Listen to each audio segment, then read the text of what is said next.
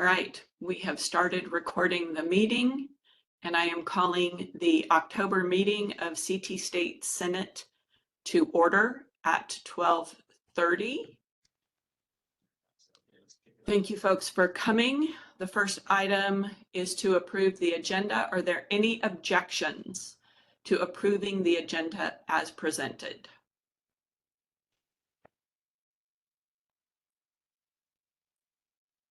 Hearing no objections, we have adopted the agenda. Is there a motion to approve the minutes from the September meeting? Motion to accept the minutes. Bonnie? Thank you, Bonnie. Robin? Is that a second? Oh, thank you. Are there any changes? Alan? Sorry, I just noticed on the agenda it says approve August meeting minutes. Oh, thank you.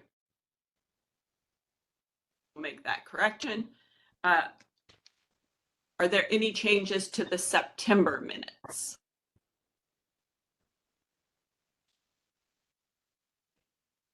Hearing none. Are there any objections to accepting the minutes as presented?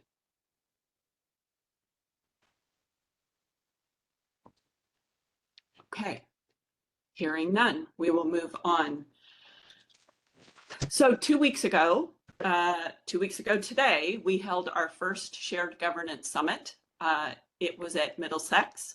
We had about 80 participants, and after soliciting volunteers in May, no one stepping into the fray, Jason Seabury, Chair of Curriculum Congress, and I organized the summit. If anything went wrong that day or leading up to it, that is entirely my fault, and let me apologize to folks.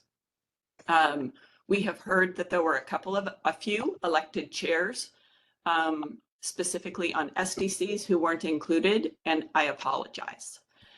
Through that exercise, however, we have identified a number of gaps in our systems and our processes, and we are now working to address those issues and improve our processes. And while a few things went wrong, a lot went right about that day. Jason and I bear responsibility for what didn't go well, and it's actually the people who participated that made it a successful summit. So I want to thank everyone who participated. We had 11 out of 12 campus shared governance leaders participate. We had the, at the time known, SDC chairs and SACC chairs participate. The General Education Committee, Diversity, Curriculum Congress, and Senate all came together for the first time. We heard throughout the day how much folks appreciated the opportunity to be in a room together, to talk to one another.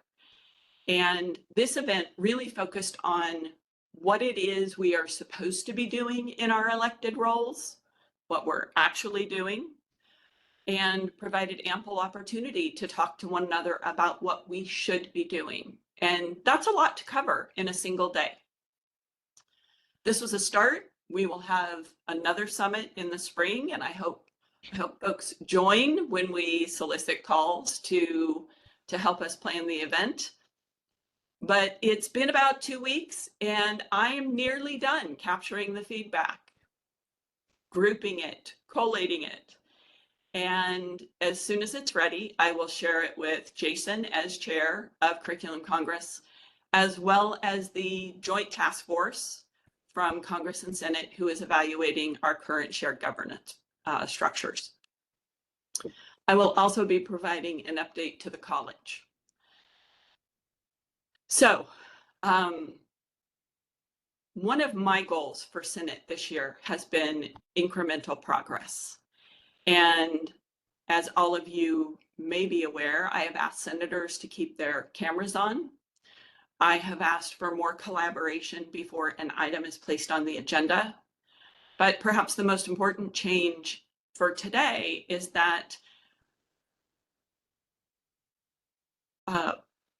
We have allocated time on the agenda, and that time is evenly split between the presentation and the questions.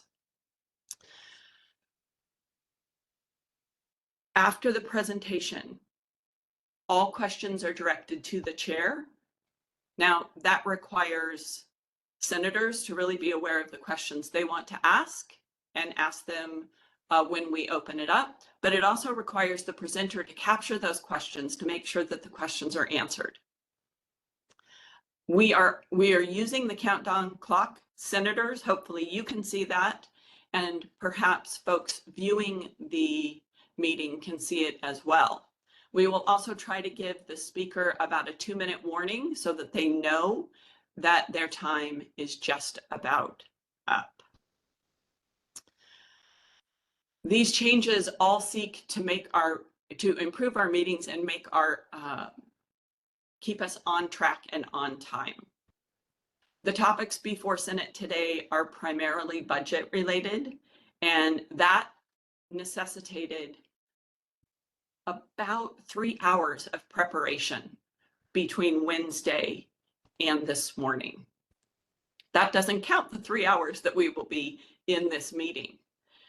So I say this because being a sitting statewide senator is a tremendous responsibility. It's not one that can be done without thought and reflection.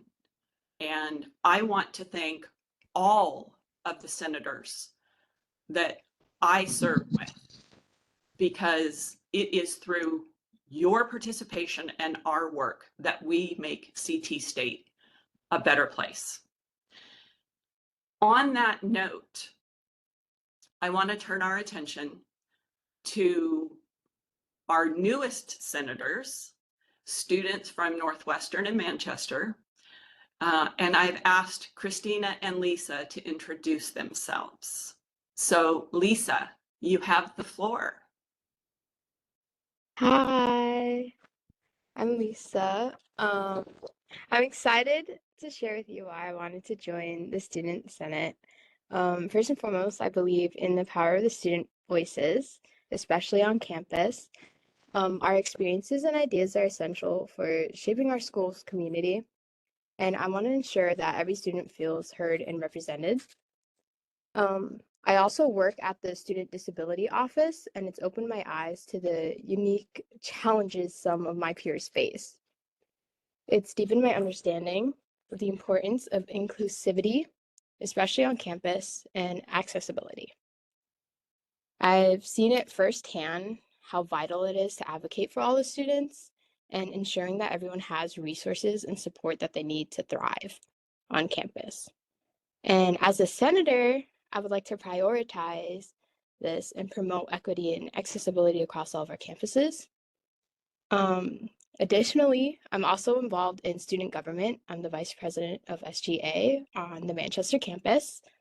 So that has taught me valuable lessons about leadership and teamwork and effective communication, which I prioritize a lot.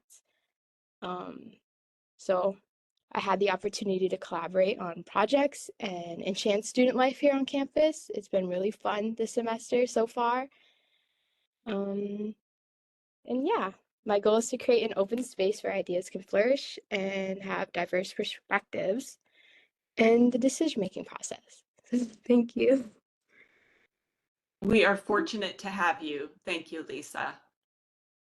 Christina.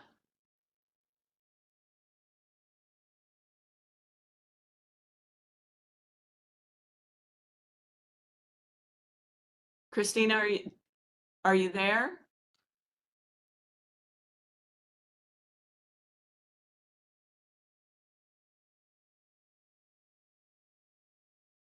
Senators, if you see when Christina joins, if you'll let me know, I'd appreciate that. All right.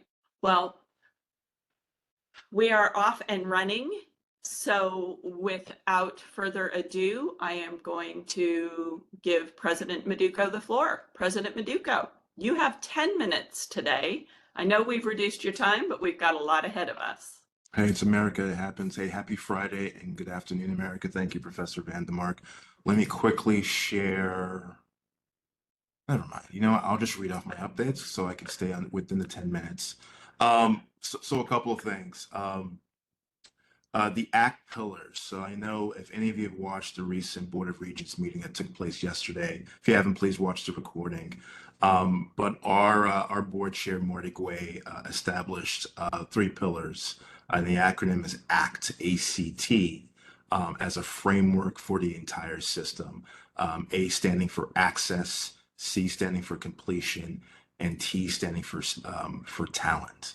And then he tasked President Zolma Toro, president of Central Connecticut State University, to really convene the six institutional presidents to kind of determine a path forward where we're not altering the six individual institutional strategic plans, but we're trying to find a way where there's alignment of those plans per these ACT pillars. President Toro leads the CSCU President's Council, right? So we've been convening for the past couple of weeks to kind of put together preliminary analysis of our institutional strategic plans and try to find common themes and ensure that there's alignment, but also not undermining the accreditation requirements of each of the six institutions and also our own respective governance structures. So President Toro has finalized kind of like what we put together, has submitted that to Chancellor Chang and also to Board Chair Marty Gray for their review. And at some point, the system office and the board will be updating the entire system and the six institutions with communication regarding the ACT Pillars framework and kind of like the discussions and work that kind of goes from there, right? So looking forward to that. And I believe the system office will also establish a dedicated website that kind of informs our greater system community on that process. Additionally, back on the August 2024 special BOR meeting, Board Chair Gray charged me to lead the CSCU Healthcare Task Force. And then I've been given a deadline by next month at a November special board meeting to kind of present the work of this task force.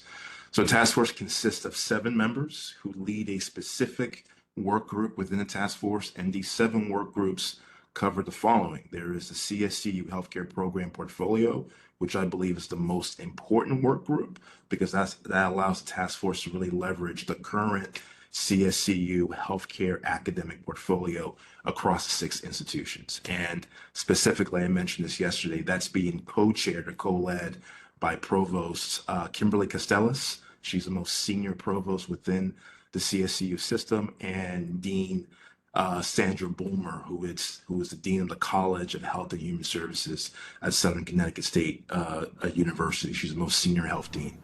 And then the other 6 work groups are the Connecticut Healthcare Policy, Connecticut Healthcare Disparities and Philanthropy, Workforce Development, Innovation, Healthcare System and Employer Engagement, and lastly, National Best Practices. We had a kickoff meeting last week. They kind of give the charge to these workforce group leaders and ensuring that we provide the support behind the scenes, but that let's leverage the analysis and data that already exists, not only within CSCU, but really broadly across the state of Connecticut. So for example, the Chief of Staff of the Connecticut Department of Health is on this work group. They do analysis as it pertains to healthcare policy and disparities as their day job, right? Let's leverage the resource that they have. So as this builds momentum, I'll be sure to provide an update to our Senate prior to the presentation and submission to the Board of Regents at the special board meeting next month. So looking forward to that. And then lastly, election season's upon us. So the college administration, we're working on communication to the college community regarding our support and really the general support for the democratic election process. But we also have to ensure that CT States is committed to the safety of our students, our employees, and their visitors across our campuses and locations. I recognize it's been a tense and tough election season. We want to make sure people are supported regardless of their political ideation and philosophies. And then lastly, the Board of Regents yesterday passed a resolution specific to a directive for the development of a 5-year sustainability plan. And this plan really directs the 6 institutions led by the presidents to really include in this plan demographic and trend analysis, enrollment changes, identify academic strategies and innovation, plan to address the fiscal gap due to the loss of one-time funding, scenarios to assume no tuition increases for at least the first 2 years of the plan, strategies for optimal utilization and repurposing of existing space and facilities, and measures to minimize or prevent adverse impacts on student support services. So I know there's going to be a lot more dialogue coming from this directive, and as I get updated, I will ensure I'm updating the Senate and really the entire college community as we kind of work through this sustainability plan. So I have to, get my hands on, what are the specific charges, what are some of the details on the formats that they need for us as CT State to submit to the system office. So more information to come. So happy to answer any questions that you might have for me. Any questions, folks?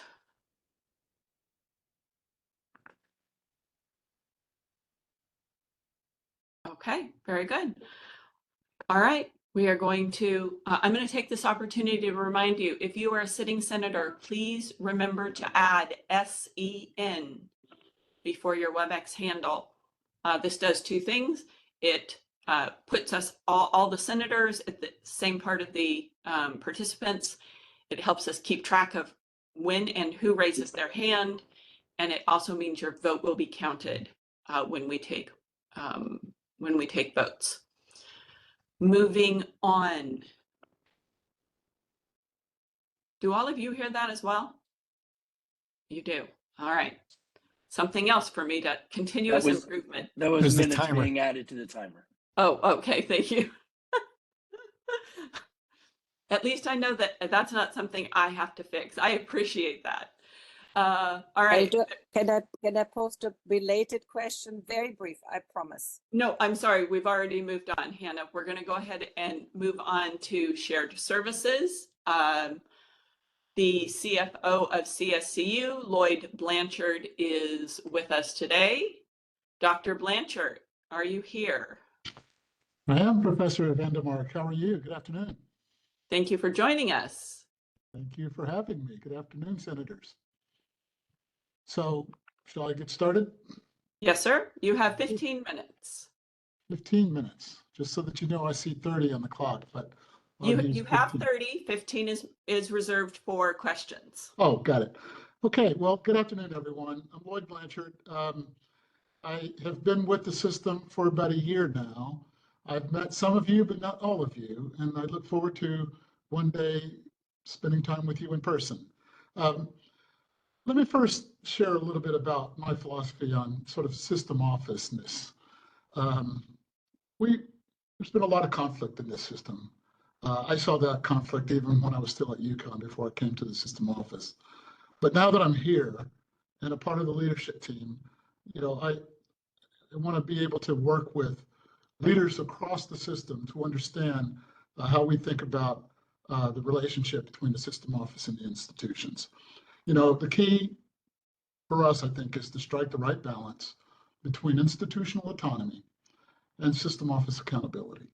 Clearly, we have a role as it relates to being an allocator, a collaborator, a regulator, but I want us to focus on system office, to focus on being an innovator and helping all of our institutions achieve their goals and their missions. So I've met with President Meduco and CFO Kelly to talk about transitions that will serve CT State better. That is to say, moving administrative capacity to CT State so that, this capacity that I now oversee because of the consolidation, we want to strike a better balance there. The goal of the new board chair is to make system office smaller, and that includes shared services. So that's what I'm here to accomplish. Again, President Meduco and I have had conversations on this front. We are in alignment, I believe, in principle. We just have to work out the plans that provide the details. And so as we move forward over the next year or so, or I'd say months, we'll be able to share some of those plans with you as President Meduco gets them. Let me go through what I have for shared services. So in general, I've tried to focus on 3 areas in shared services that I think are actually 4 areas that I think are challenging. First of all, the HR operational piece. Some of those HR operations we call HR strategy, where we've already committed to returning staff back to CT State, dedicated to CT State, and in the organizational alignment that reports up to President Meduco. The second area is in payroll. We've got some issues with payroll that we're trying to fix, and I'm taking steps to fix that. I'll provide more detail in just a minute. The third area is leave management, and the fourth area is benefits and retirement. So these are all areas that we see some challenges with, that we're going to bring, these sort of are our priority areas for fixing things. To take a step back, you are already aware that we hired Lori Lamb as the Associate Vice Chancellor over Human Resources and Labor Relations. She was the consultant that worked with a lot of you, interviewing many of you to understand the nature of these problems. And once it was clear to me and to President Meduco that she had a pretty good sense of what those problems were, I took the steps to hire her to implement her recommendations to us. So we felt that we felt that she was the right person to implement it. We put her on a 1-year contract to do that. We also hired away UConn's payroll director, a longtime payroll director. I've already mentioned to you that I know I came over here from UConn. As I take on my responsibilities at the system office, and I see there's a lack of talent in important functional areas, I'm going to reach out to my circle of influence, whether at UConn or other places around the country, to try to bring talent to CSU to help with the challenges that we have. So we were able to steal, I'm proud to say, a very talented payroll director and HR professional who is now working with us. Her name is Jennifer Person. And with the leadership of Lori Lamb and Jennifer Person, we feel like we're going to make some good progress in terms of making the changes and the fixes that I described earlier in the areas of HR, payroll, leave management, and benefit and retirement. There are also some change management issues we are preparing for. As you may know, Core CT is about to undergo a modernization. The state is sort of imposing that on us, if you will. So we want to do more than just handle the technical aspects of this modernization. We want to also provide some change management to your organization so that, and others who are involved across the system, so that we do this correctly. One of the things I thought was missing in terms of the consolidation was change management. It was a big effort. I know there was a lot of conflict around it, but once the board began to move, the previous board, once they began to move forward on that consolidation, one of the things that was missing, and I think you'll agree, was a critical deficiency, was change management. So I want to make sure that as we move forward with any change, whether it's consolidating functions or disaggregating functions or decentralizing, if you will, I want to make sure that we think about the change management so that we take care of our employees, so that they're not hung out there to dry and getting yanked around because the bosses say so. This is something that you'll find we're very sensitive to. And so we want to make sure that as we move forward with whatever changes the board is seeking, we do so with our employees in mind and with the care and comfort of those employees as they face these challenging times. And finally, and there are many other things I can list off, they're relatively small, but I mean a long list of small things. So I'm trying to keep it at a high level given the time. One thing I want to mention is sort of standardizing guidance. As we develop our processes in shared services, we want to make sure that the guidance that we send out is consistent, not only across institutions, but across the campuses within your institution. So I'll stop there and take whatever questions you may have related to shared services or even system office activity generally.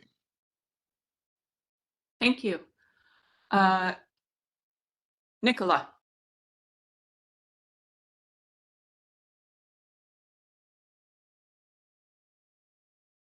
Are you on mute? Sorry about that. I had a couple questions. Thank you for being here today too, by the way. You said Lori Lamb, she has been issued a 1-year contract. That's correct. I remember when she came here and she presented her presentation, she said that she had no interest in working full-time. So I find it interesting that she has been given a 1-year contract. Was that position searched for, do you know? We will search for it, but searches sometimes take a little while. And I had some urgency where I wanted to switch out the HR leadership immediately. And so I know that Lori was not interested, but she was the right person for the job in a temporary way. And so I convinced her to join us. So we can be assured that there will be a search, a nationwide search for that position when her contract is near up. That's, you can be assured of that. Yes. Perfect. Thank you so much. I appreciate that. Thank you. So Dr. Blanchard, while folks figure out their questions, oh, there's Seth. Okay. Seth. Thank you, Al. I had a question. The first question is about the budget request that was sent from the system office to OPM. And our understanding is that neither the Board of Regents had any meaningful input into this budget request. And obviously none of our shared governance bodies had any meaningful input to it. So my question is, why did system office managers not include any shared governance bodies in their request to the governor's office? And I guess, yeah, and I guess how did the fact that the shared system office managers excluded all faculty and staff demonstrate your commitment to working with faculty? Thank you, Professor Freeman. The budget process, in any given year, whether for the biennium request or for the midterm of the biennium, which there is always an adjustment of some sort, always starts at the campus level because that's where the work is done. So as we develop budgets, the system office, we reach out to the campuses and the institutions and ask for their budgets, their proposed budgets. So to the extent that, and this has been true in every campus I've always worked at, there's a shared governance process around budget development at the institutional level. And so what arrives at system office by way of proposed budgets by the institutions presumably have gone through a shared governance process.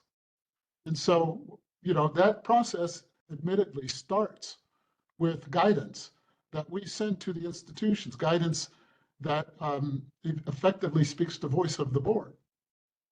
And so the board is very much involved in these processes. Indeed, if their questions yesterday were de minimis, it was only because we had 2 finance and infrastructure meetings that were quite long and addressed these issues in great detail.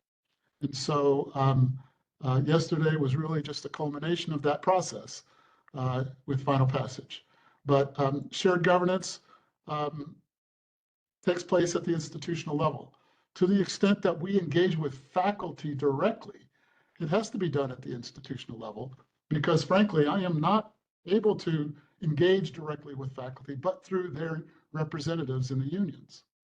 And so, as you know, Professor Freeman, we work with you and other union leaders with all the issues that we deal with, sometimes not as satisfactorily, but we will continue to try to work together to try to reconcile the challenges, how we see the challenges going forward.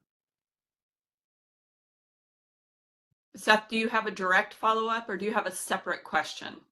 A direct follow-up. So so you're saying the question would be for is that we're saying it was the fault of Connecticut state managers that our shared governance, just to be clear, you're saying it's not your responsibility. So the fact that our shared governance body wasn't consulted, that would be the responsibility of CT state managers. So they filled in their responsibility. That's I what did you're not saying. say that at all. I did not say that at all. But they're responsible. But they're responsible. So but No, not I your said office. the process starts at the campus level and rolls up to the system level. Shared governance takes place at the institutional level. To the extent that it is desired to have that shared governance take place at the system level, that either takes place within the context of board meetings or direct meetings with the unions. And I think, as you have said over and over, we can improve on that. Thank you. Luce.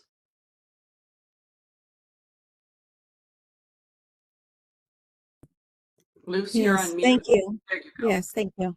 My question is, you mentioned something about an idea to make the system smaller. In which ways, in which areas or positions? I'm not able to speak to which positions, but I can speak to which areas. This is a part of the conversation I've had with President Meduco and CFO Kelly about which administrative areas that we call that are part of shared services can we transition back to support CT State directly. So we've identified areas in accounting, we've identified areas in procurement, we've identified areas in IT, and we've identified areas, and I'm forgetting my last area, sorry. Actually, no, I pretty much covered it. Accounting, IT, procurement, and human resources. That's what I forgot. So we have to really develop a detailed budget that will identify which positions and where they would sit, so to speak. But the organization will change such that these units that we do identify will report up to President Meduco, up through others certainly, but to President Meduco. So these are the areas that we're looking to shift from system office shared services to CT State. Now, we're not going to do that all at once. We don't want to send you broken units. We want to send you units that are well functioning so that whatever was broken, we'll just take the hit for that at system office, but we don't want to send you our mess, so to speak. So we will continue with the reforms that I described earlier, being run by Lori Lamb. And as those reforms get to a point where they are strong, we will begin transitioning units to CT State as they hire the leaders and put those leaders in place to absorb those units. For example, you just hired a vice president for human resources. I met her yesterday, lovely person. We have already begun the transition of human resource personnel to CT State.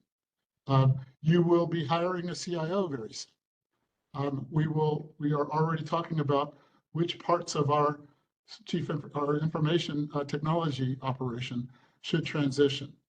I have presented to Carrie Kelly parts of our procurement staff that could go to CT State, as well as the units in accounting, mainly the accounts receivables. So we are working to rebuild CT State administrative capacity, and in doing so, make system office smaller and less intrusive in your operations. The idea being that the system office ought to be only doing policy, strategy, compliance, and maybe even innovation, so that the institutions do operations and, of course, your core mission of teaching. Thank you. And I have just realized I failed to take all of the questions at the beginning, so I'm going to do that now. That's okay. Roberta and Hannah, and then I also have some questions I'm going to throw in there. So Roberta. Thank you. Thank you so much for joining us today. We certainly do appreciate it. And I'm very excited to hear about the changes that we're making to human resources. I think it'll be very beneficial for our campuses. I think most of us on the call are pleased that these changes will be happening because our campuses need them.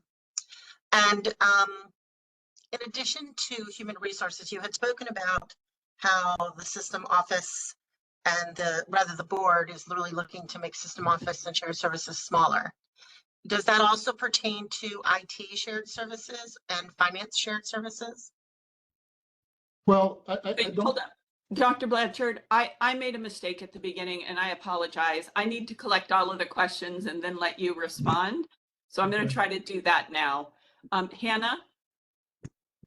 Yeah, very quickly, I share with Roberta the excitement that we get some movement in human resources. Mine was more for comment.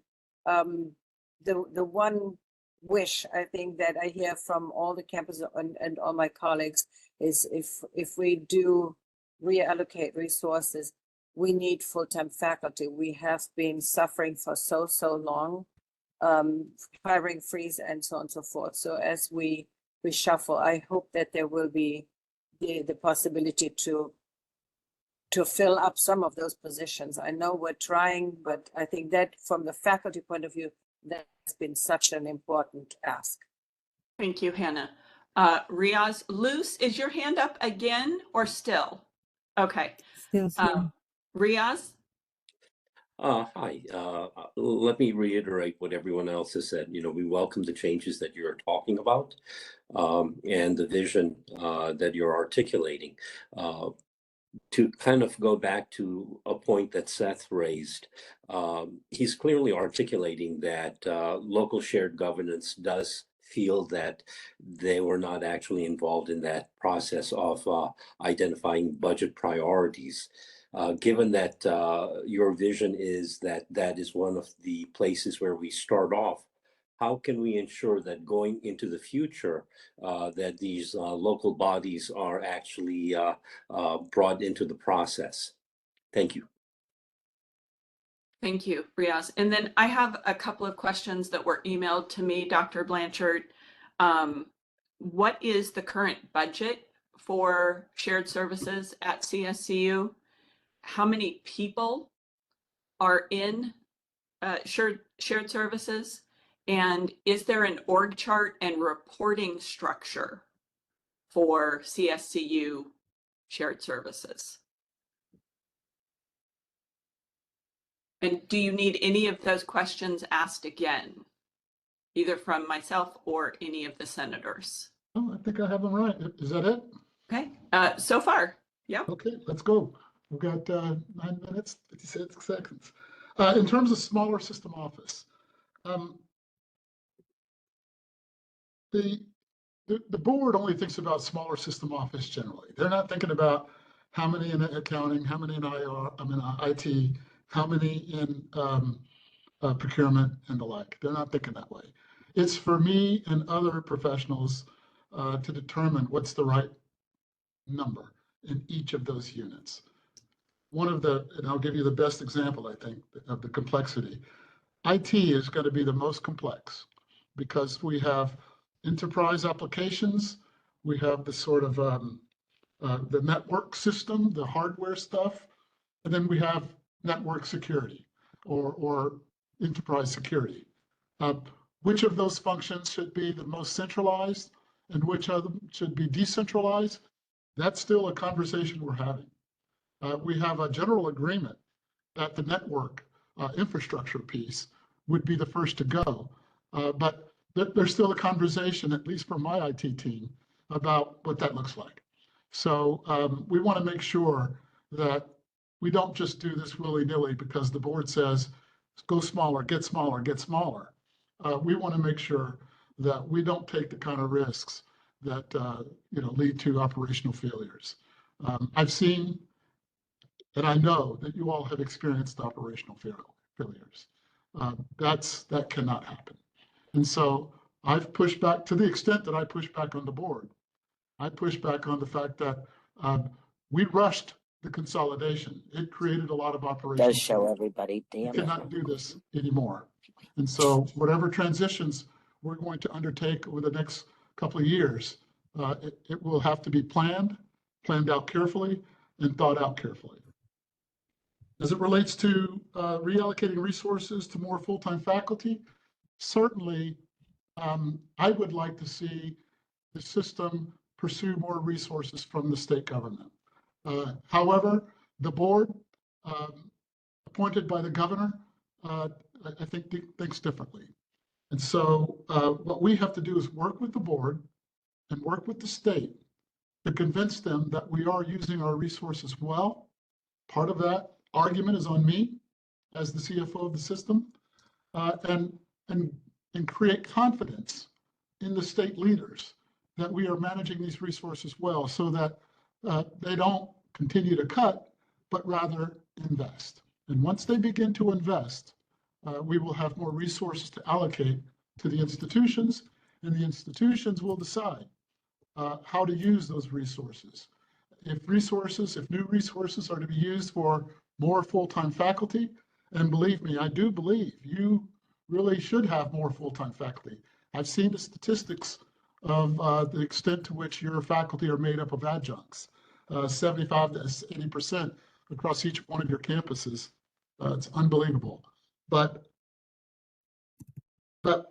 you know, that's a decision that's made by the institutional leaders in terms of how those additional resources would be used to the extent that we get additional resources. What I don't want to do, and what I would argue against, is using reserves for permanent expenditures. When you hire full-time faculty, that's a permanent expenditure that will go year from year to year. Using reserves for that expenditure is bad financial management practice. So we would need new resources in terms of elevated block grant in order to support more full-time faculty. As it relates to local shared governance versus global shared governance, and how can we improve local shared governance? Having been on universities most of my career, I've seen that process work out well. Usually at the campus level, there's a budget committee. This is true at UConn and other universities that I've worked at. The Senate has the Senate, like you, have multiple committees. One of those committees is a budget committee. Usually at the campus or institutional level, the administration engages with the budget committee annually throughout the year on not only budget development, but other particular issues facing the institution in any given moment. So if you're not using your budget committee for that purpose, or have a budget committee, I would recommend that you stand up one and work with CFO Kelly to figure out what the process is. And effectively have your academic side of the house, your provost leadership, work with your administrative leadership. As it relates to the budget for shared services, personnel, and org charts, let me get back to you on that. I don't have all of that at hand right now, but I'm happy to send it to you. Pull it together and send it to you. Thank you. I can certainly follow up with you on those items. All right, folks, we have just over 4 minutes. That is time for an additional round of questions if folks have them. Riaz, I'm not sure that the question you asked is the one that was answered. Do you want to ask that question again, or were you satisfied with the answer? Actually, I would like to readdress that. Dr. Blanchard, I don't believe that there is a lack of desire on local governance to participate in the process. It's that they're not being invited or allowed to in many cases. And that is what I was hoping you would address, whether there was a mechanism from a top-down perspective where institutional leadership would include faculty and staff that have a vested interest, so they could identify priorities for additional spending, or where cuts are strategically made. Well, Thank you. I can say this. We've got one more question, Dr. Blanchard. Alan, you are our last question. Thank you, President.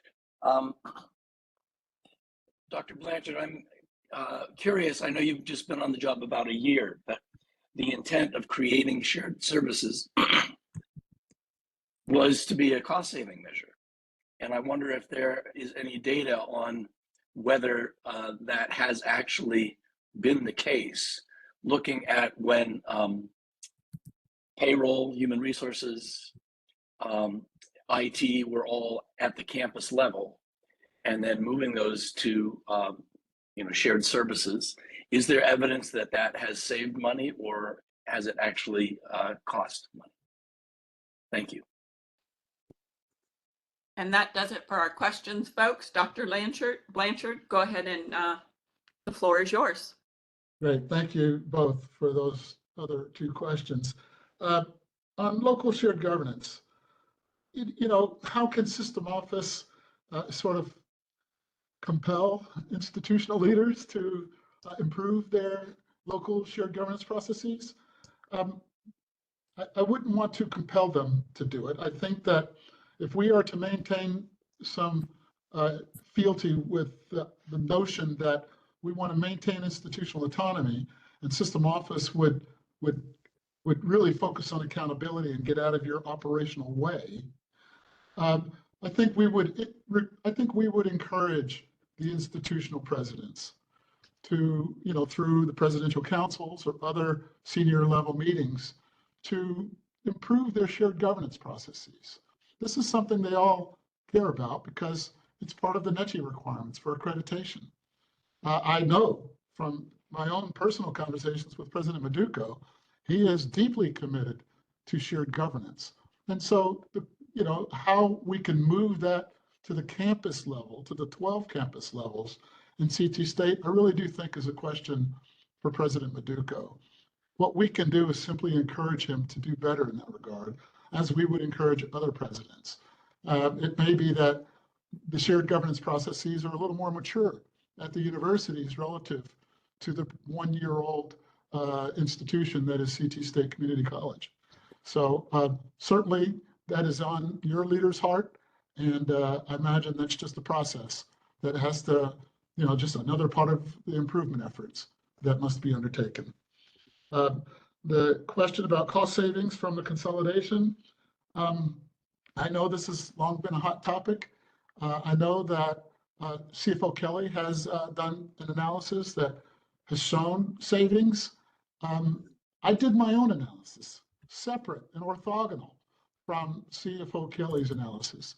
And my analysis was very consistent with hers. So it was just another way, I'm an economist by training, so I know how to do this kind of stuff. And I did a couple of different slices on the analysis because I wasn't sure when the consolidation started and of course when it ended. And so now we're kind of going back the other way. So I did a couple of different approaches to the analysis, and both of those approaches produce savings. Savings from reductions in personnel, largely. Savings from eliminating, there was some consolidating function that sort of made System Office larger, and then there was a reduction. You may have seen some slides on that. I'd be happy to include that slide in the materials I sent to Professor Vandermark. But the point is, yes, I have seen cost savings from the consolidation. A lot of it just depends upon how you calculate it. Okay. Thank you, Dr. Blanchard. We appreciate it. And we will follow up to reach out for those additional materials. Great. Thank you so much. Have a great weekend, folks. You as well. Seth, we're moving on to the student services resolution. Just a quick question for the time, and I want to make sure there's time to discuss any motions and any discussion. So just as we're thinking about the 30 minutes, I just want to, ensure there's some time for in this next 30-minute block for. We have 45 minutes for this one, Seth. Okay. Yeah. We originally had 30, and as executive council talked about it, we added 15 minutes because we knew that this was going to require some additional time. CFO Kelly, are you here?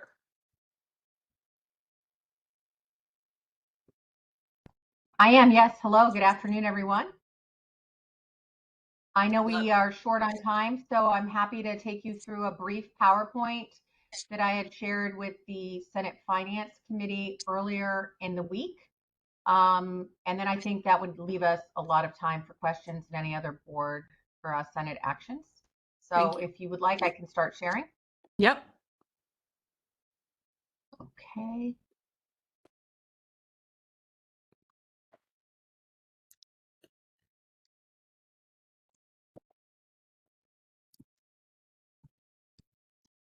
Okay, are you all able to see my screen? We can. Thank you. Great. Okay, so for those of you that are part of the Finance Committee, this will look very familiar. This is an important framing slide. I think it demonstrates that CT State is more than 12 campuses, when including our correctional institutions that we operate in. We are somewhere around 22 additional locations. So I think that speaks to the complexity of CT State. So I won't waste any more time here. As you know, the board passed a resolution requiring CT State to develop a plan to strategically restore student services affected by the 24 and/or 25 deficit mitigation efforts. And the resolution required that the plan should prioritize the key student services areas, such as library hours, tutoring, disability services, academic, advising and counseling, mental health and wellness, wraparound support, which they defined as food pantry, transportation and childcare, and emergency student funding. So we worked on a plan that we wanted it to align with CT State's strategic priorities and goals. We wanted it to build on data that we had, so it leverages the holistic student support survey on student needs and challenges. We recognize that no 2 years are the same, and we want to make sure that we look at each year's student body and see how they are different and assess what services and offerings those students need. It's very important that we honor our principles of shared and participatory governance. The plan requires that we include a timeline for implementation and a plan for funding. And another principle for us that's very important is that we are transparent.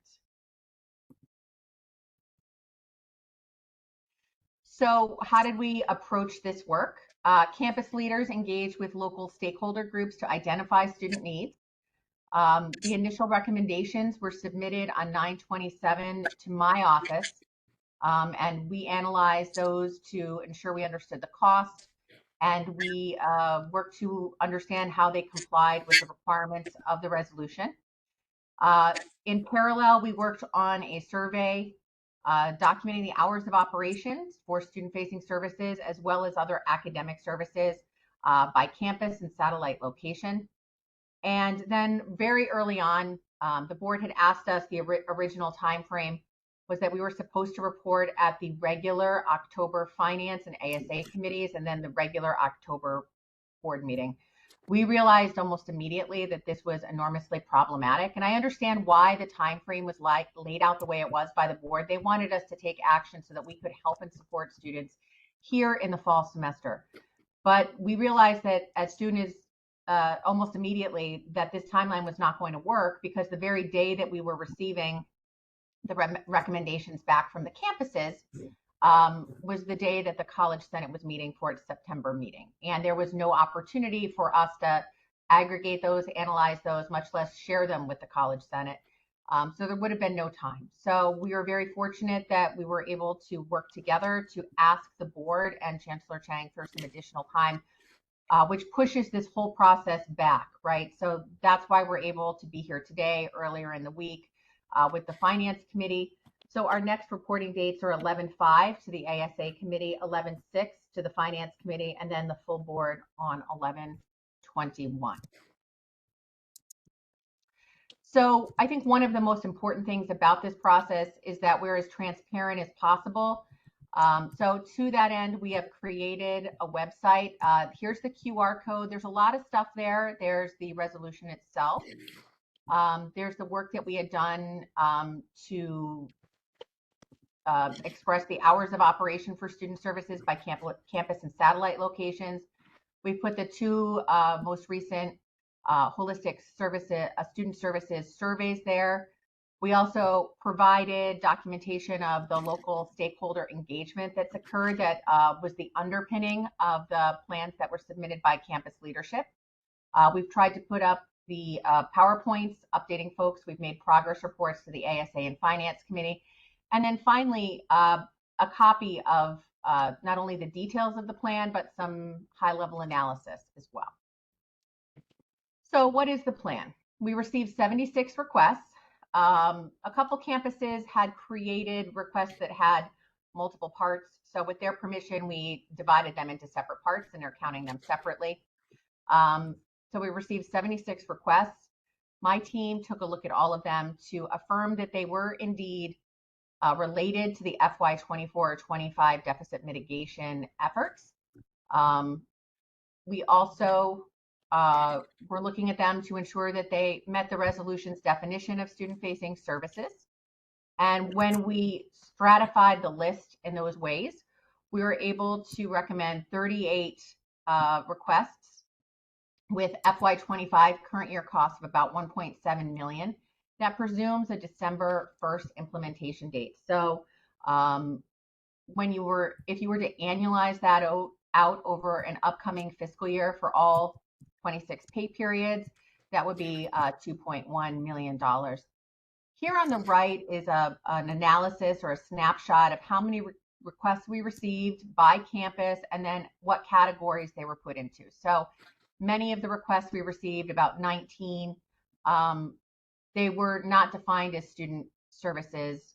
In the resolution, about 10 of those requests were not specifically related to deficit mitigation. And then about 9 of those requests were for things that had either been funded in the FY25 budget or were able to find grant funds throughout the middle of the year. So those were withdrawn by the campuses. So this reflects 76 total requests, 38 of which requests were put forward as the plan.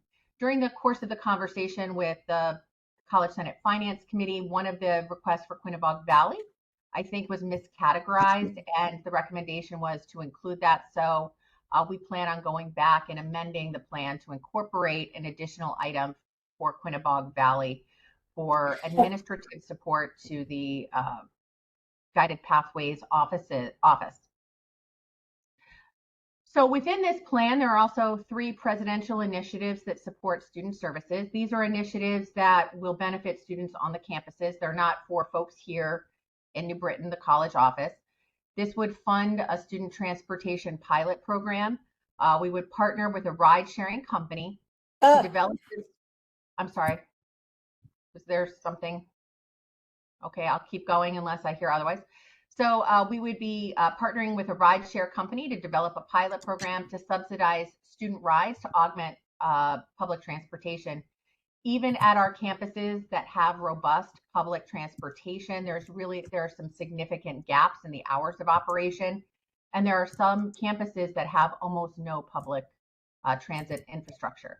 So this is something that we had heard loud and clear in the feedback from the campus town halls, that there were significant challenges for our students. So this would be an initial pilot of this program.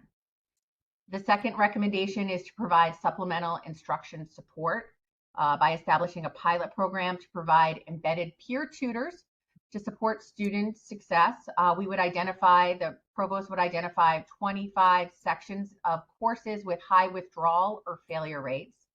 And then we would provide an embedded tutor in each of those sections.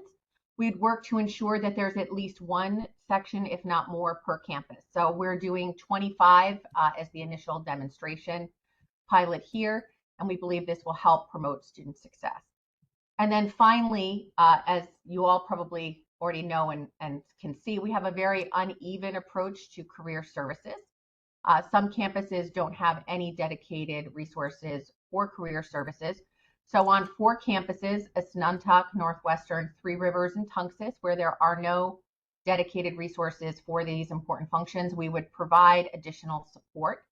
I want to point out that elsewhere in the plan, there's a request that's directly related to deficit mitigation for career services personnel at Middlesex we recommend to restore.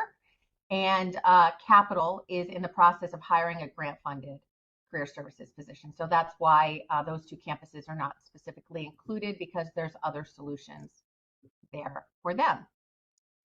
So how does this plan sort of shake out? What's the macro analytics of it? Well, because we tried in the development of the 24 and 25 deficit mitigation plan to minimize the impacts on students, many campuses did not have items specifically to recommend. So sometimes when you look at what the campuses recommended, if they took or if they followed the directions as provided to them, they didn't have a lot to recommend, right? Because there weren't a lot of things that had been done on their campus related to deficit mitigation that directly impacted student services in these enumerated areas.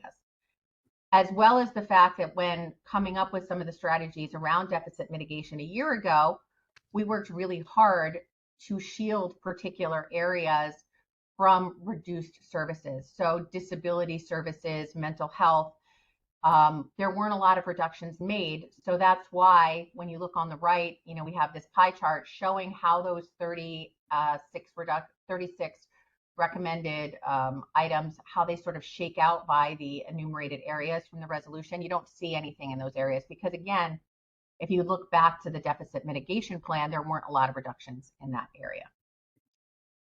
So what happens to the recommendations that were not included in this plan? I think this builds on some of the other work that we've been doing. If you think back to the spring for the budget development process, we asked all the campuses to come up with requests of things that they wanted to restore, whether or not they were related to deficit mitigation in all areas. It was not a constrained or a limited request. What are the things that are important for your campus to restore? And what are the other important strategic initiatives that we should be investing in? And so we collected a list and we aggregated it. And when we reviewed it, we were able to fund about 19% of the items on that list. And they included a variety of things. For example, the operating funds to open the Spring Lane manufacturing facility at Tunxus. We needed to hire additional faculty and staff. We needed to get additional folks to provide or procure additional services for security.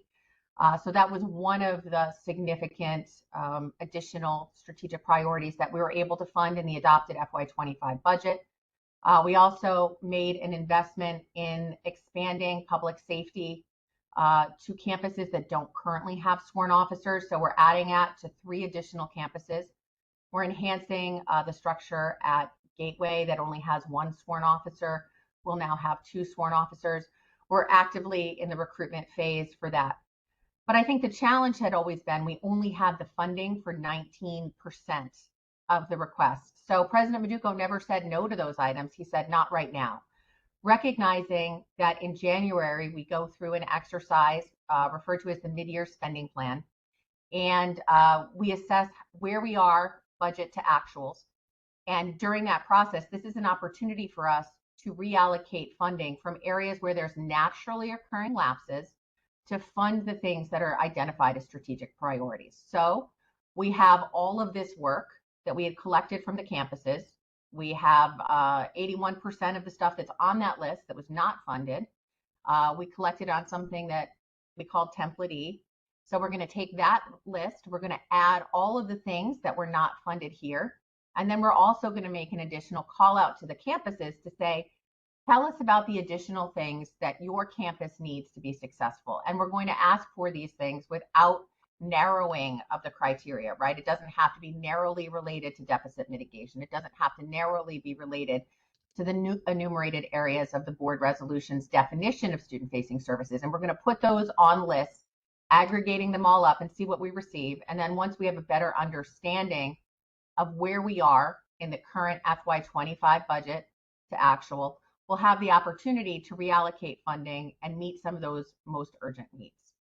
So just to let you know, that does not, the rest of the things on the list that are not funded at this time, they don't go away. They're just continued into a process that extends into January. So that concludes my presentation. I'm going to stop here, and also I can put into the chat the link to the transparency website if that's helpful as well. Thank you. Okay, so folks, you were given a lot of information to prepare for today, and none of the preparation takes the place of actually being in the meeting. I know that because there was a lot to sort through. So I'm going to ask for questions. We're going to go for our first round of questions and try to get those up front. And Mark, I see your hand. Thank you for your presentation, CFO Kelly. 2 questions. Number 1, where is the funding coming from to pay for the restoration of these services? And number 2, if these 38, now 39 requests were restored, what are the chances that they would be cut again due to future budget cuts? Thank you, Mark. What other questions do folks have?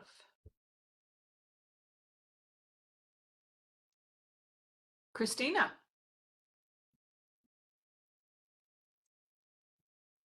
I'm a current student new senator. My question is that I've seen going off of the cyclical nature of this, we know that tutoring services are a necessary aspect.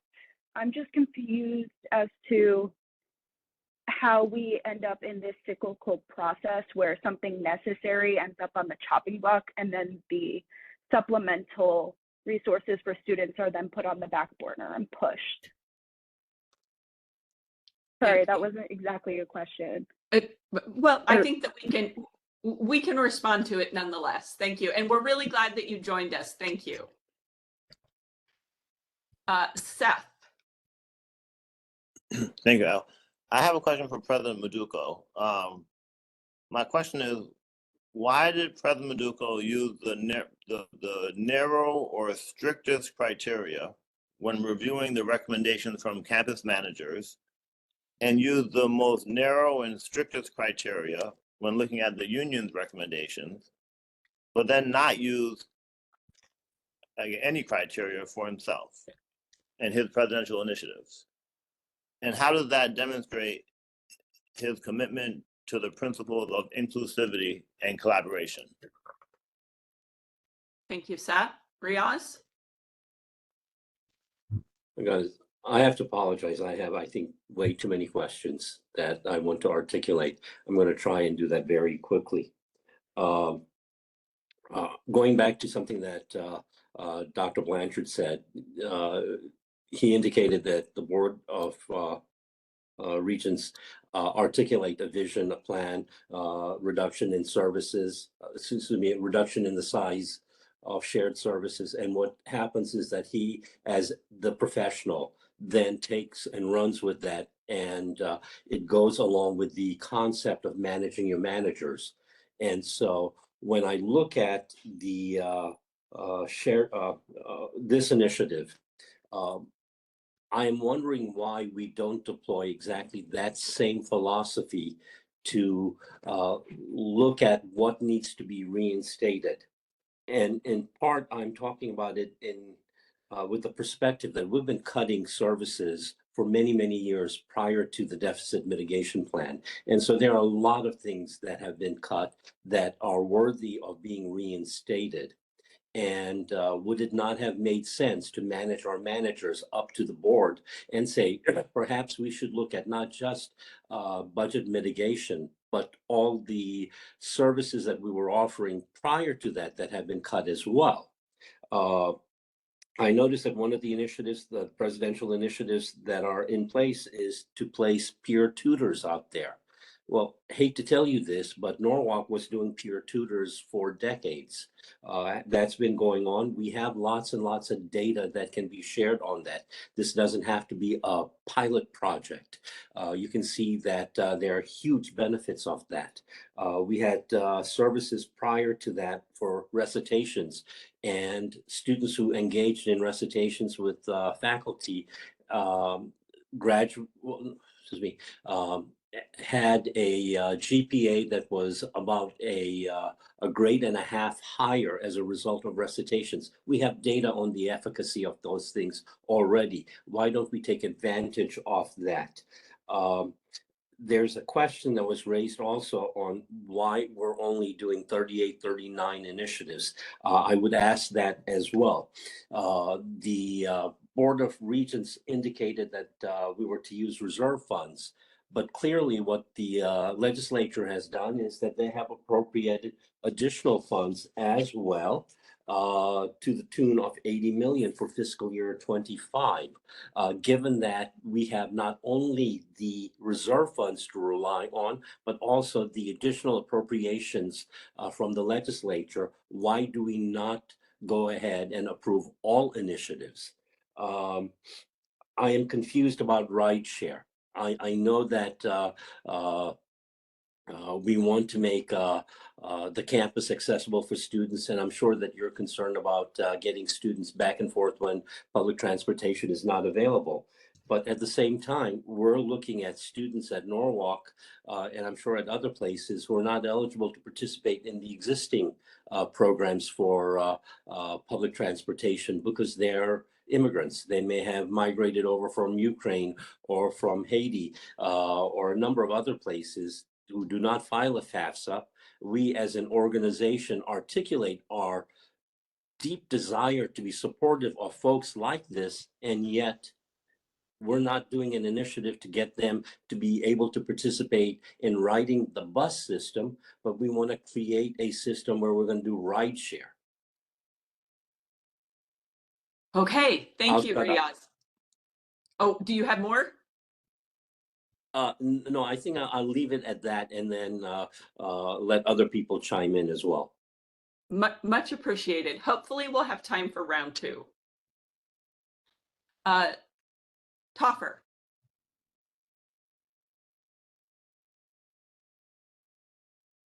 Are you on mute? Apparently, I was having trouble getting off of mute. Sorry. There we go. I'm interested in knowing a couple of questions. One, well, I guess it's really one question. What is the specific guidance that was given to campus leaders to identify what counts as fitting into a certain category? For example, specifically the category that jumped out in several conversations that I had on locally is that of wraparound services, right? Some campuses had their student activities budgets slashed, but those weren't considered wraparound services by leadership to get it to, as an ask back. But other campuses are justifying $71,000 in 4 athletic positions as a wraparound service. So what exactly is wraparound service? And any of these other categories, what was the guidance given for that? Because clearly it wasn't interpreted the same across campuses. And Mia. I have a question regarding the spreadsheet PDF that was provided, the copy of consolidated request for reinstatement of student-facing positions.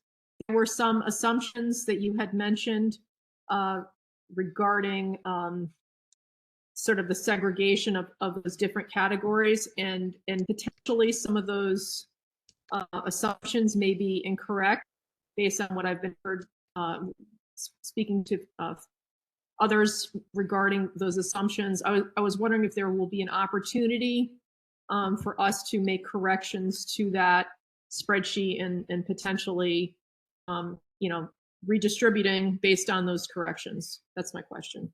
Thank you. Thank you. And Hannah. Yes, thank you for the report. One of the things you mentioned was that initiatives that were not going to be funded immediately would be pushed to a budget negotiation in the spring. We have heard that budgets will potentially not be local anymore, but centralized. I don't know if that is the case. If so, when would that start? And how would it be determined then how those budget and how those initiatives by campus would be allocated, or how funding would be allocated.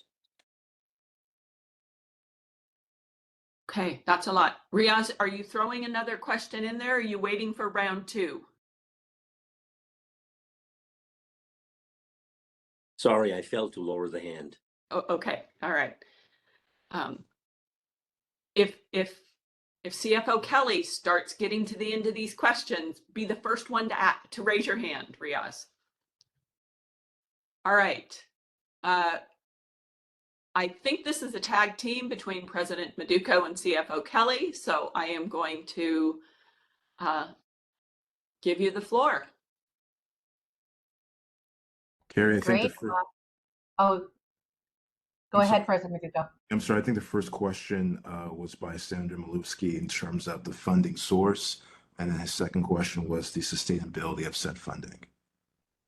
Right. So, the board resolution directed us to come up with a plan, and they encouraged us to consider a variety of things. And it was encouraging that they also indicated reserves. At this time, because of what the magnitude of the plan that we're recommending is, with an FY25 cost of 1.7 and an annualized cost of about 2.1 million, we're going to be asking the board that in the FY25 adopted budget, because of a late receipt of $7 million of reserve for salary adjustments, that puts the current adopted budget in surplus by 4.8 million. We're going to ask the board to amend our adopted budget, increasing it correspondingly by 1.7 million, and using a portion of the anticipated FY25 surplus for that purpose. When it comes to the out years, FY26 and beyond, we need to work carefully based on the costing that we've come up with. This plan would annualize to a cost of about $2.1 million. But we need to be cautious because there's a lot of uncertainty about the level of state support and what the assumptions are around that. Consequently, all of the FY25 hiring will be temporary in nature. And I think that accomplishes a couple things. It gives us flexibility in FY26 and beyond. But we also know that hiring folks on a permanent basis is a lengthy endeavor. And the goal is to get these people in these roles so they can be serving our students right away. So we're working towards a 12/1 implementation date. So we would be hiring folks on an interim basis. And we would be evaluating how we can sustain this into the out years. Okay, I And think the then- next, Oh. go ahead. Oh, I'm sorry, let me shut up. The next Mark, question this was is your show. Yeah, go ahead. the next question was about how something as important as tutoring was cut in the first place. Do I have that right, Christina? Yeah, pretty much. Just because, yeah, there's a lot of evidence that tutoring is almost necessary. I've experienced the cut myself as a student. There have been concerns of like, my tutor currently is not being paid. So there were concerns about where that budget went this semester. I've noticed it's an empty room lately where a lot of kids come in, don't have someone there, and leave. Thank you. Hey, so first and foremost, Senator Murphy, welcome to the College Senate. We appreciate you, your voice, your advocacy. I'll start from the latter to the former. I think in terms of the current concerns you express, allow us to circle back. So one, if there is someone not being compensated, that's a responsibility of the employer, CT State, to rectify that situation. And then two, if there is an empty tutoring facility or whatever, we also got to address that and figure out what, excuse my French, what the hell's going on, right? So I think that's immediate. We have to immediately look into that. So go ahead. I would I'm sorry. like to clarify that there are absolutely like tutors there. It's just limited numbers of hours. So, Okay, like, now. Okay. if someone's only given 8 hours to tutor math, let's say, Yeah. if they set a schedule because they have other obligations, they have those hours and they're absolutely working and participating in the tutoring center. But if their hour is they only have from 12 to 1 that day, and a student is coming in at 3 p.m., Yeah. they're not getting that help. And while everyone is very encouraging of making that appointment online and getting kids connected with people who can give them that help always, there are students that I see slip through those cracks despite every person's full stop effort to get people help. Okay, thank you for the clarification. We're still going to follow up, right? So I do think these are important things you brought up. In terms of your question about the cyclical nature, I can't speak to historically why tutoring is cut at any of our locations. However, right, I think in terms of some of the questions that have been asked in terms of, is there a process by which if there has to be cuts, they can be strategic and better prioritized? I think the answer is yes, there has to be, so that we're sparing those most required areas that students are needing, right? Inside and outside the classroom. Carrie, I see your hand. Go ahead. Yeah, and I would encourage, to that point, I would encourage folks to look back at the deficit mitigation plan that was put forward last year. And in particular, Capital made some very considered recommendations. They were painful. We didn't want to do them, but it was about reducing tutoring services during the spring break week, right? When there's historically a lower utilization period. So those were some of the strategies that were employed to really mitigate the harm that was done to students. But again, these were painful reductions, but we tried to be as strategic as possible when developing them. Yeah. All right, President Viduka, I think the next question is coming your way, and it's about applying a more strict rubric for the campuses and the positions the unions put forward, but not for the presidential initiatives. Yeah, no, I think it's a great question. I think in terms of the criteria, so I think multiple people have said, 70 something plus were submitted, only 39 is being approved, because some of the requests were faculty. I think there was a request for a chemistry professor. That's not student service. Not that the request is bad, or if that we're even saying no, but per the guidelines of the resolution in terms of those 7 categories, like that's an example of that. Another example is some campuses submit a request that they have a funded position for that's vacant, that's already in their budget to fill, right? So why would we double dip, right? So those are like the tangible reasons why we said no, in terms of it's not a bad request, but per the letter of this resolution, trying to be true to it, right? I think too, in terms of the presidential initiatives, I've had a head start in terms of the town halls that have been very eye-opening for me, right? So specifically, Northwestern doesn't have consistent public transportation, or in Winstead.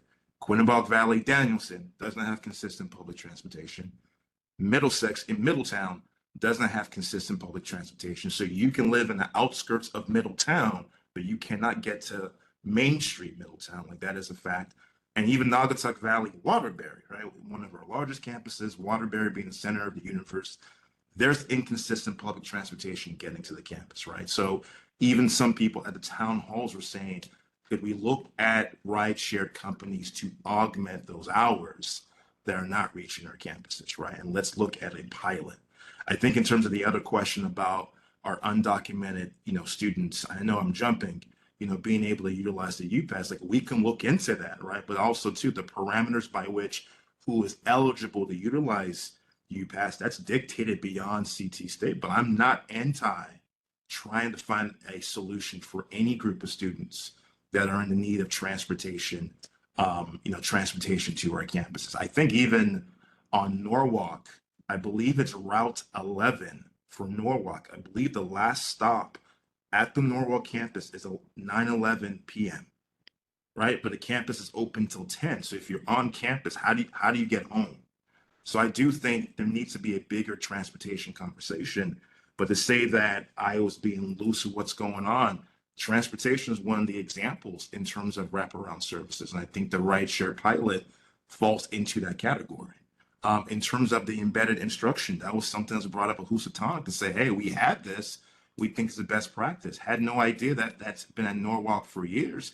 I'm not anti-embedded instruction. I think that's a great idea. Hence, I think that's a wraparound service. And I think, Carrie, what's the other one? What's the third piece I put up there? It's Right. student transportation, supplemental instruction, and career services. Yeah, and career services. In terms of my concern about this entire process is if a campus is failing to submit something that is deemed student support services, and other campuses do. Just looking at the landscape of CT State, I'm like, well, there's 4 campuses that don't have career services, right? And I think that's been a pain point that the campuses have brought up. I'm like, I don't want the end result of this process that we submit to result in more disparities between the campuses. So that was the rationale in terms of those 3 areas that I submitted, right? Not to be more strict or more loose, or that I'm going to hoard it and somehow provide career services to myself. There are bona fide campuses that don't have it, and transportation, some of these other areas, right? But again, we're open to more discussion.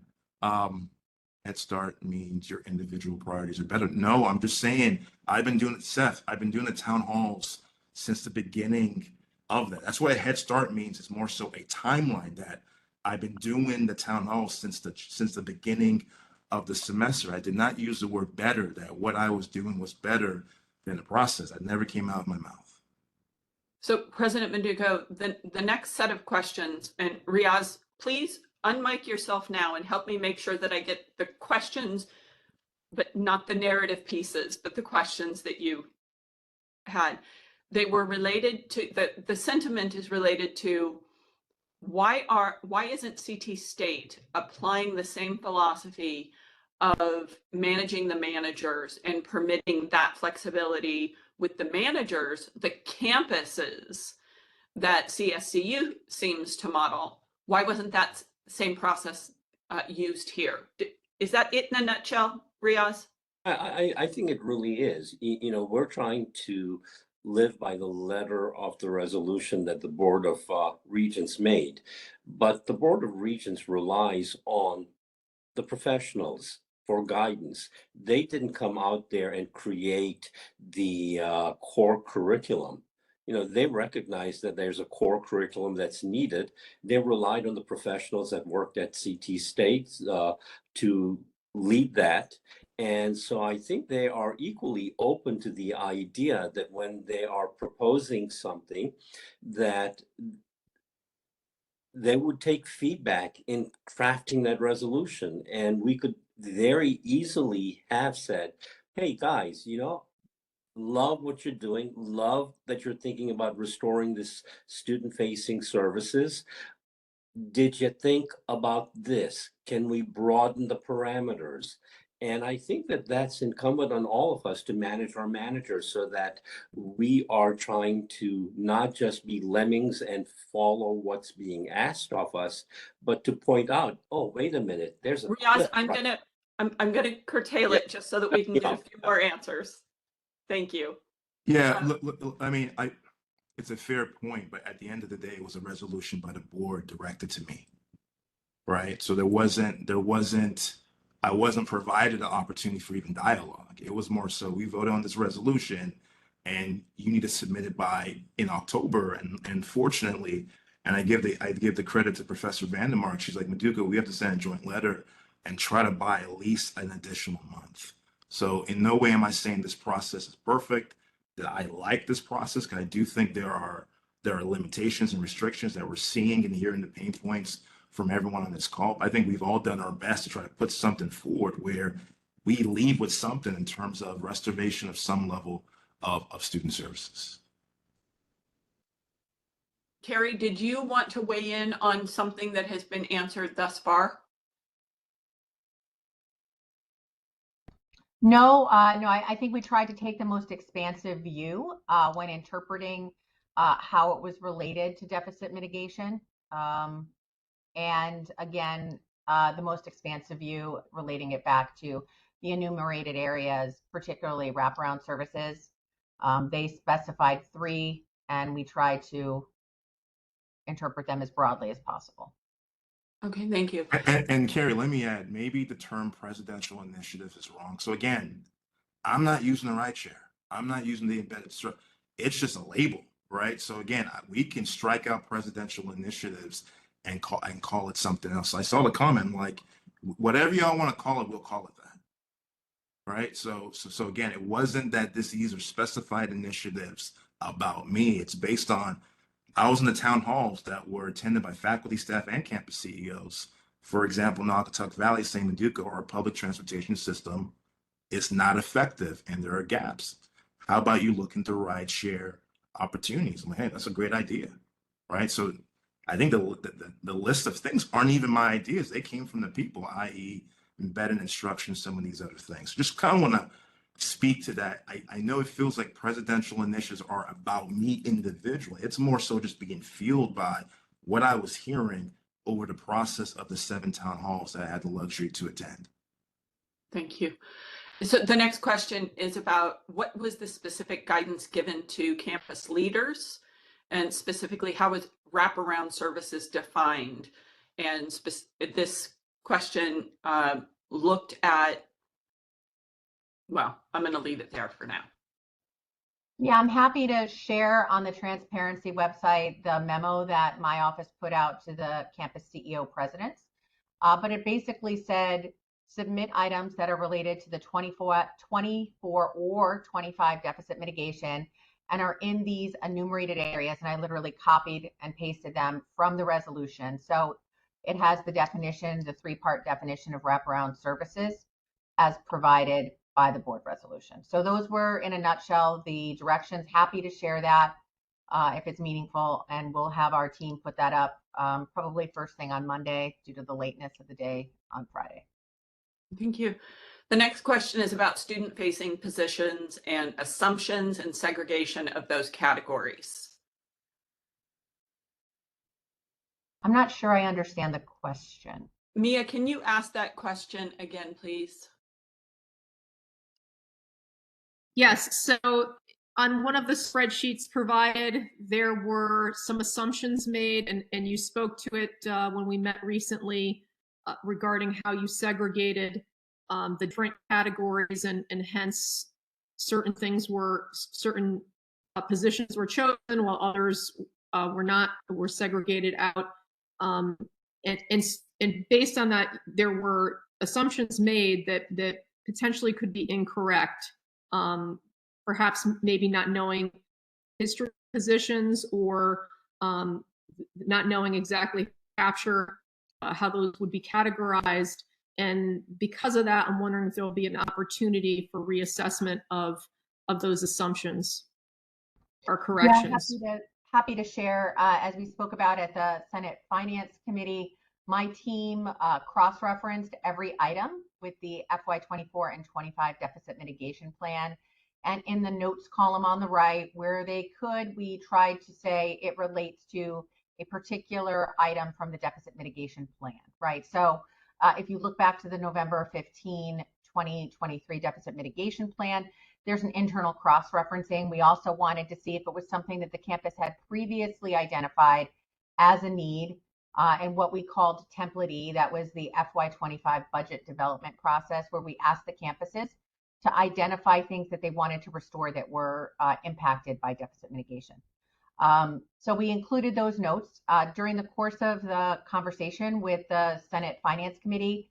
One item had been mischaracterized. It was brought to my attention regarding Quinebaug Valley, and we've agreed that it should be stratified differently. But again, the filters that were employed are, can we find a way that it was impacted by the FY24 or 25 deficit mitigation plan, yay or nay?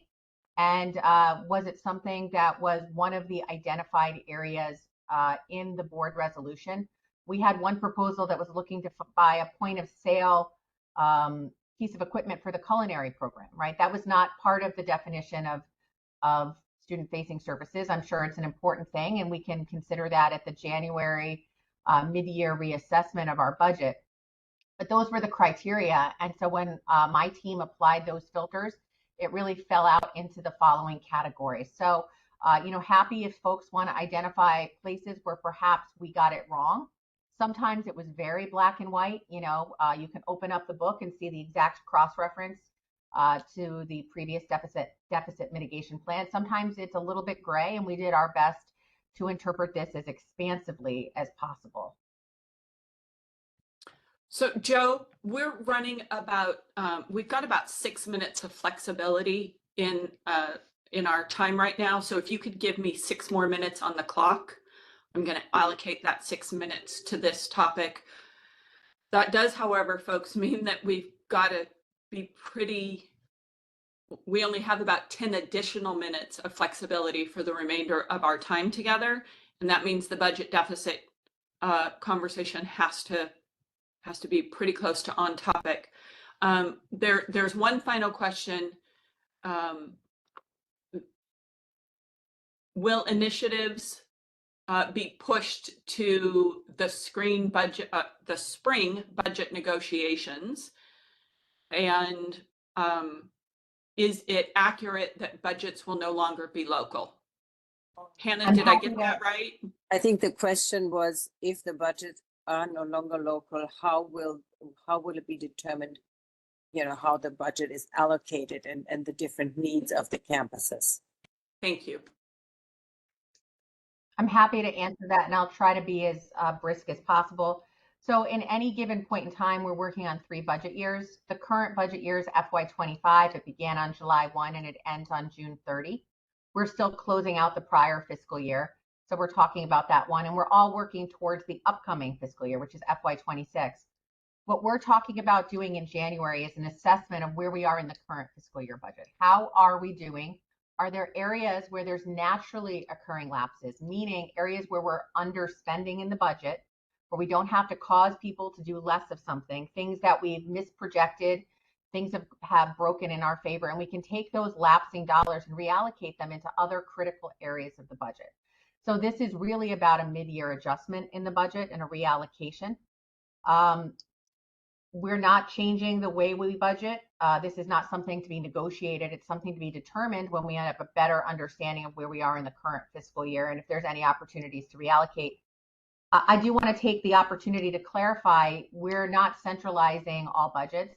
Campuses still have budgets locally, but there are certain functions, for example, marketing and student financial aid, that are budgeted centrally. Folks work on the campuses and support those efforts, but it makes more sense because those areas are led by centralized leaders out of the college office to budget for those things centrally. So we've worked to align the budget to be with where the reporting structure and lines are.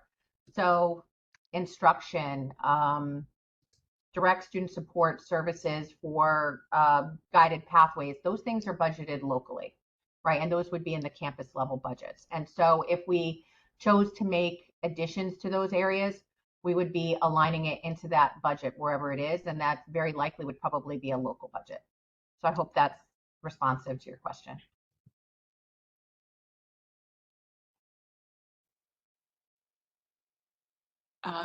Alan, you have a question? Yes, thank you, Madam President. President Maduko, CFO Kelly, first of all, I want to thank you for the presentation and for stating that you will revisit many of the requests that were not approved in January. I think you've explained that, and without having to put the filter of whether these were part of budget mitigation, as I understand it. And I do appreciate that, because many of these requests are for very important positions and initiatives.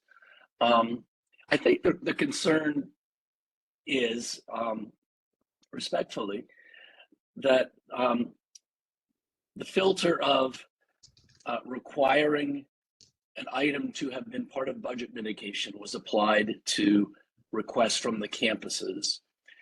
But the initiative for rideshare, for embedded tutors, and career services, these were not part of budget mitigation to the extent that I know.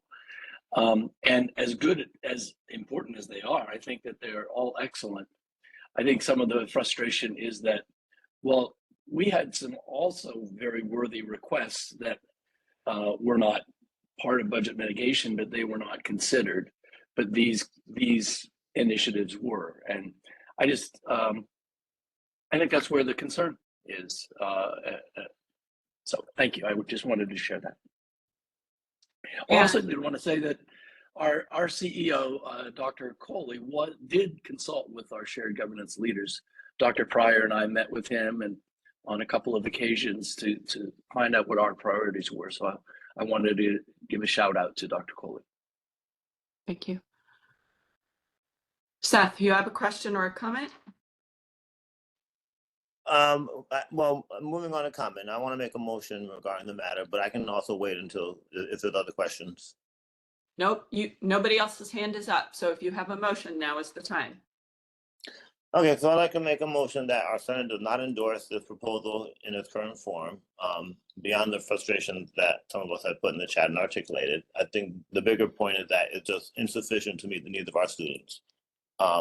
So make a motion that we do not endorse it and that we request President Duco take our feedback into account, review the submissions by his CEOs as well as the union priorities that were sent from our faculty unions and the feedback from today, and get back to our Senate next week with an updated proposal that we can review again. Given that we have time between now and the board meetings in November. And a second. Okay, we have a motion and a second. President Meduco, did you want to respond to that before? Yeah, real quickly. So I won't use the word gun. We're under a time crunch per the deadlines of the ASA and Finance Committee. So Carrie, what are the dates of those committees of the Board of Regents? November 5th, November 6th, and November 21st. Yeah. And we would need to provide written plans and everything fully documented out 1 week before. So functionally, that means we have to put in the mail the plans on the 29th, 1 week before the meeting on the 5th, right? So. And Seth, there was some editorializing or narration in your motion. We need your motion in the chat. We're going to discuss it. We only have 5 minutes of discussion for this, folks. Any debate?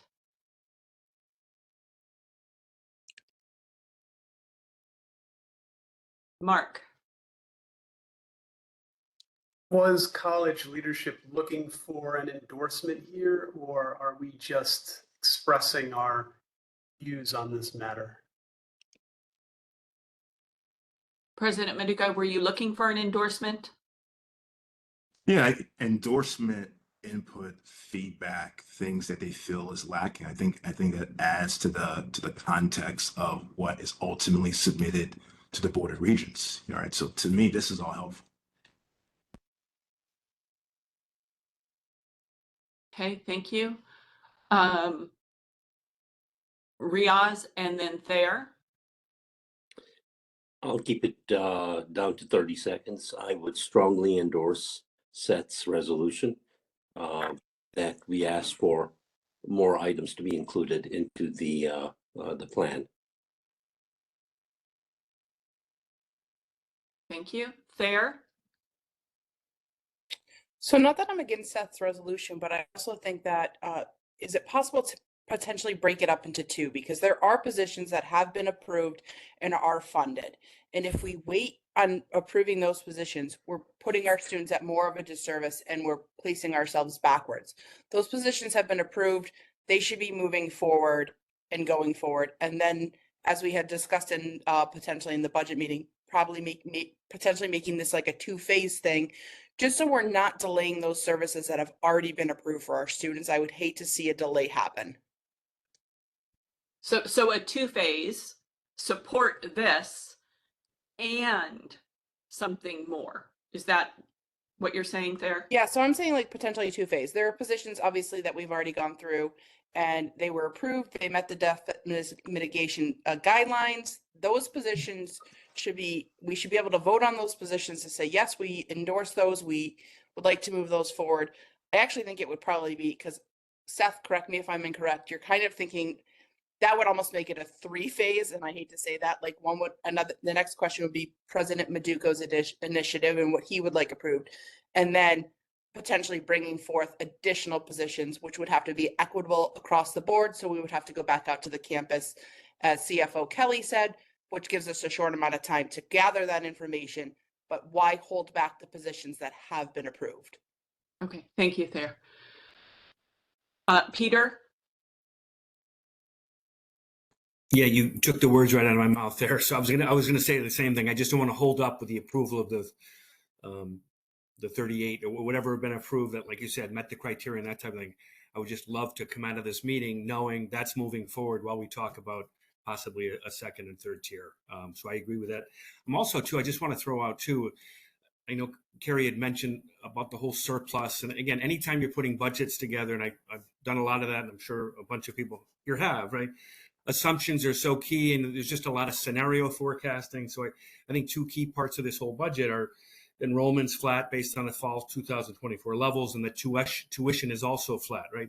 Those are huge things. And I just think moving forward, how the surplus plays into this entire formula is really, really important, because it clearly could be very, very helpful, especially given we're projecting a fairly significant surplus. And you weigh that against the sustainability of it moving forward. So again, I'm validating Thayer's comment and just throwing out something for consideration. It's kind of been brought up with the last two comments already. I think the motion that's before us needs an amendment of some sort, or a change to support specific positions or parts of it. However, the original reason I put my hand up is the form of the motion actually doesn't make any sense. It doesn't. It's kind of out of order to move to not do something, because not doing something is the same as not doing something. So if you have some, if you not approving, not putting forth a motion is not approving it. So you don't have to say I move that we don't approve. You just have to not approve. So a rewording is in order at the minimum, and perhaps separating things out. Okay, thank you. Seth? Well, I follow the timeliness concern. I just think, really, I don't think it's appropriate for President Maduka to present a plan to our Senate and basically say, take it or leave it. And to say, well, because I have to get it back to the board next week, I'm sorry, I don't have time to incorporate your feedback. That's not shared governance. For the record, never said that. I never said take it or leave it. I've never said it to anyone here at CT State ever. No, but we're saying that, there's a deadline and we have to get. You might be saying that, but I'm just saying for the record, I never said take it or leave it. I know, but that's unfair. What was said? Unfair. Never said that. For the record, President Maduka did not use those words and did not say that. I can see at that point. I elaborated. The spirit of our discussion is going down the line of, we don't have time to have our feedback taken into account because of the BOR ASA meeting and the spirit of the conversation, we don't have time. And what I'm saying, Seth, I don't think that's true. I think the spirit of the conversation is that folks want to support this, as well as a second and third round. No, but that's another part of the conversation. But there was one part of the conversation was the ASA meeting is next week, and CFO Kelly said we'd have to get it to them by the 29th, implying there's not time. So I just want to not have time be our enemy. That's all. I just want to respond to that. And so I think the motion can be amended. The key part of this motion is, there's no guarantee that if we improve it, anything is going to come back to us in any meaningful way. I think we should simply acknowledge that. President Maduka is not committed to a round two for us to give input to. So this is all we have right now. But again, ultimately, what comes out from my office to the board, it's up to them to approve. So even me saying yes or no at this level does not mean anything gets funded. I think in terms of the timing piece, guys, the mechanics of the Board of Regents is it starts at the committee level.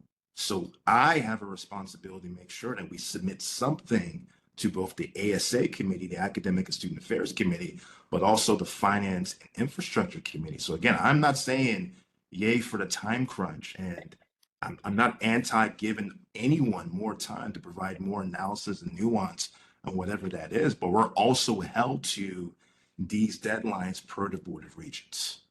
So, and I think the motion accomplished, so if we were to call a meeting next Tuesday, that would give President Maduka and CFO Kelly time to incorporate our feedback from today, put together a better plan, and then we can approve the plan next Tuesday.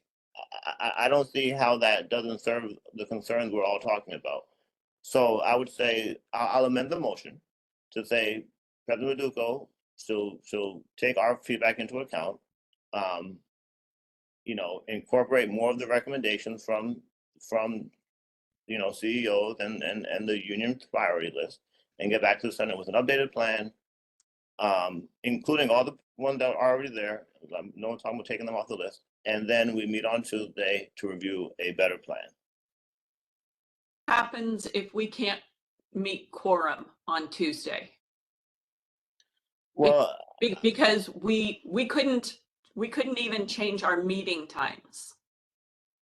But again, I mean, my concern is, I guess I would just say, what's the goal of our committee? Is the goal of our committee, our Senate, to get as many positions restored? If so, we should make time on Tuesday to try to make that happen. If that's not a goal, then we can accept a plan that we think is substandard due to the lack of time. I mean, that's our choice. So whatever the will of the body is. I don't think it's that simple. I think that we have a lot of faculty and staff. We have faculty who are teaching who may not have the flexibility. We have staff who may not have the flexibility. So I don't think it's as easy as you suggest. I'm going to Luce. Oh, I'm sorry, Roberta and then Luce. I was just going to say that I feel like, well, what I'm hearing is that folks would like to see more positions added, Dr. Maduka, and that I know that on my campus, as an example, some folks feel that some of the positions that were put forward may not have been properly vetted or vetted as well as they could have. And I've heard the same from other campuses. And so, I feel like what I heard from Seth is that if we could review, ask you to add more positions, like ask for more money to support the student services and wrap around another so that we can get more, because I think the expectation of many of us is that the Board of Regents isn't going to be able to give us everything that we're asking for. So we'd rather aim high than limit our scope. Thank you, Roberta. And Luce? Yes, I was wondering if we could, if there is another motion based on what Tareen, sorry, I think I'm mispronouncing your name again, I'm sorry, and Peter mentioned. Oh, Thayer. There, yes. Because I feel that we do need the positions that have been approved, and I think that we are ready to embrace those resources and provide those services to our students now. But I do want to open the possibility of providing more feedback to add the positions that we still need, and considering the president's plan with this $450,000. There are some, I understand that many of all the three categories that were identified there are important, but not all of them are equally beneficial to all the campuses. Like speaking for Manchester, maybe there are things that are priorities for us and we're not part of the remediation budget. So how much room do we have to negotiate or get more concessions regarding what we really need, which are priorities to our different campuses, not necessarily part of the remediation. Okay. Thank you, Luce. So folks, we actually are voting on the original motion that Seth put in the chat. Unless Hannah accepts his friendly amendment. Thank you. Or you withdraw the motion and restate it, Seth. Thank you. Sorry, so I amended the motion for the feedback. President Maduka sent to our Senate an updated plan or updated list of recommendations by Tuesday, 10/29, for our Senate to review on Tuesday, 10/29. Okay, and Hannah, are you amenable to that revision? Yes. Al, Yes. can I ask a quick question? Where does the list of recommendations come from, though? Is it coming from the list that was submitted to President Meduco? Because if so, Seth, that is not equitable across the campuses. Certain campuses followed the criteria and put in requests according to what was given to them. So those campuses should then be punished because they didn't give a wish list. That's not equitable for our campuses. There, I think that's a very valid point. President Meduco's recommendations right now are not equitable, right? He's prioritizing initiatives that he's identified. But Seth, above- you're asking for a motion also that is not equitable for our campuses. No, So folks, we're I'm not going to go ahead and I'm going to let President Meduco speak, and then we're going to take a vote. President Meduco, you have the opportunity to speak, and then we are voting. Yeah, so a couple things to our senators, and obviously, folks, we have a whole bunch of guests on to watching, which is awesome, right? I think it's growing in terms of our audience across the college, I'm sure America. I think a couple of things, Carrie, realistically, whatever of the 79 is pushed forward to the Board of Regents, realistically, timeline, when could we actually fill many of those things that are positions? Just from a realistic CT State reality thing, it would probably be the beginning of the calendar year, correct?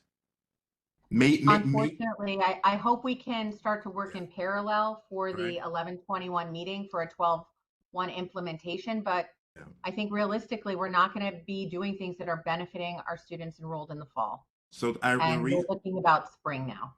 So thank you. So the reason I'm asking that question is the common theme from everyone has been, why is there prayer hands up? AI. Yeah, it's AI. AI. It's so weird.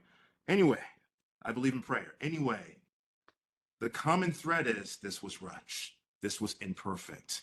It's narrow. It's excluding the things that are important, but maybe don't follow the definition of the resolution. Gary has mentioned repeatedly, we believe in a mid-year budgeting process to say that based on budget to actuals, if there's room in our budget to say, hey, we underspent or we outperformed, let's reconsider positions that we haven't said no to, right? I still think I would like to see the Senate somehow support that process as well. And maybe we start on that work. So Carrie, I know there are things that have been submitted, appendice, and some of the things that we said did not fall into the criteria of this process.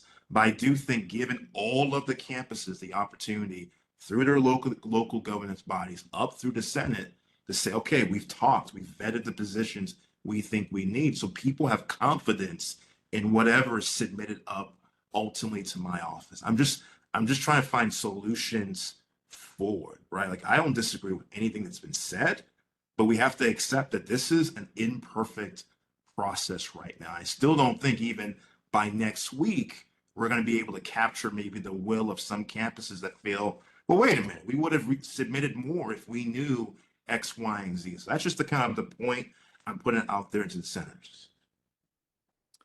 All right, folks, if you, Stephen, can you read the motion? The amended motion that I have is President Meduco send to our Senate updated plan by Tuesday, October 29th for our Senate to review on Tuesday, October 29th to report is what I have copied and pasted from Seth. All right. If you support the motion, if you are voting in favor of the motion, please raise your hand now.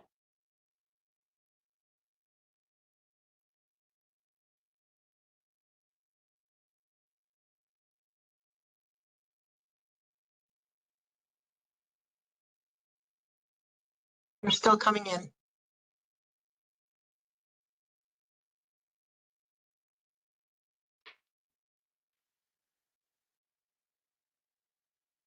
It's holding at 10.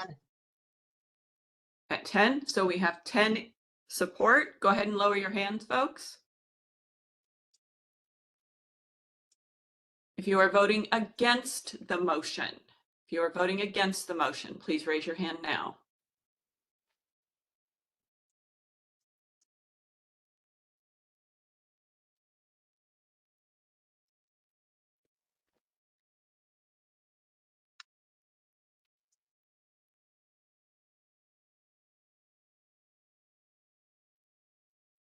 $18. 18. Thank you. The motion fails.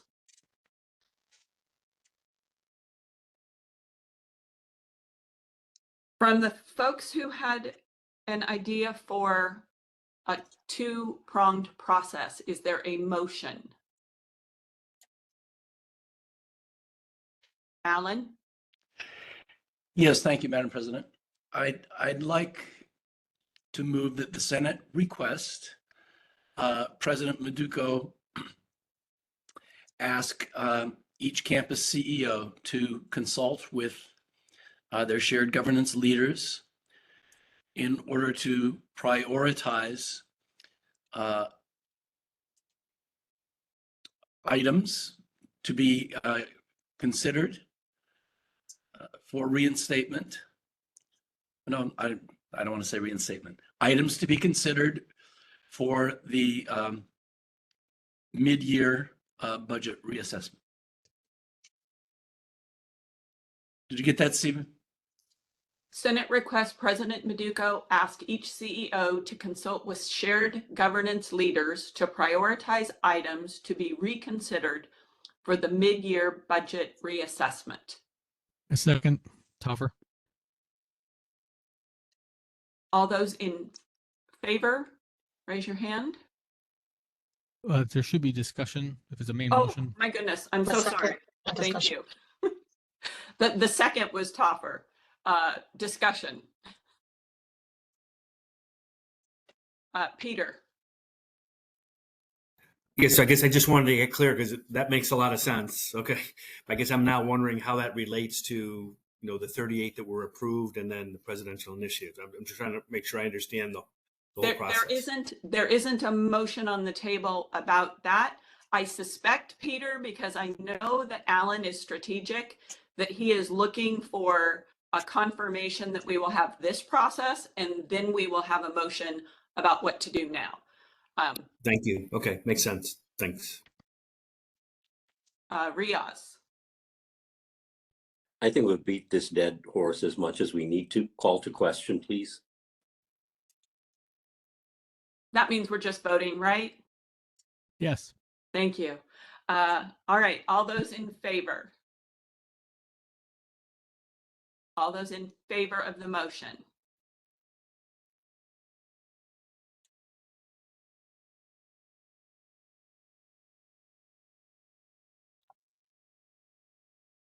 Roberta, let me know when you have a count. It's holding steady at 29. 29. Thank you. Go ahead and lower your hands.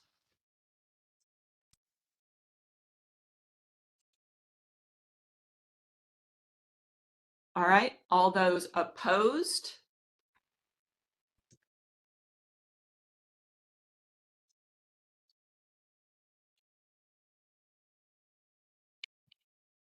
Holding steady at 1, L. Thank you. And any abstentions? That was a very hard word. Any abstentions?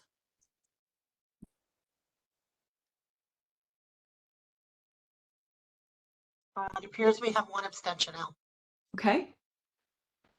Thank you. Is there a motion related to the current topic of the student services resolution? El, could I wondered if President Maduco, at least, would he care to respond to that vote? To the request that Yes, you, it seems to be in line with what he had said just previously, but I just wanted to opportunities to respond. So a couple things that's going through my head. I think I need to have a meeting with the campus CEOs to ensure that there is consistency across our campuses, that people feel that there is the engagement with local governance leaders and bodies, and obviously that's different by campus, right? I think Carrie, I think we need to kind of like draw out the process of what the mid-year adjustment look like, right? So it's clear to our college community, clear to our Senate body, clear to local Senate leaders as well. And then lastly, I'll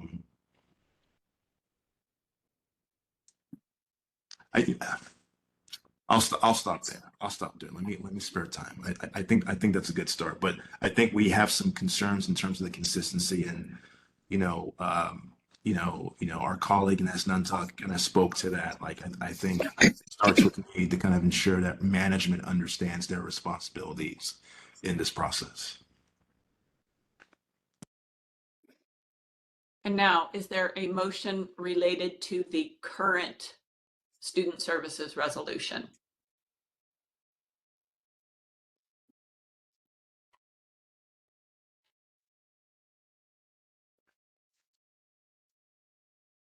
Okay. Quick Thank you question. for, This is more directed towards Alan. So we had started with his making a motion.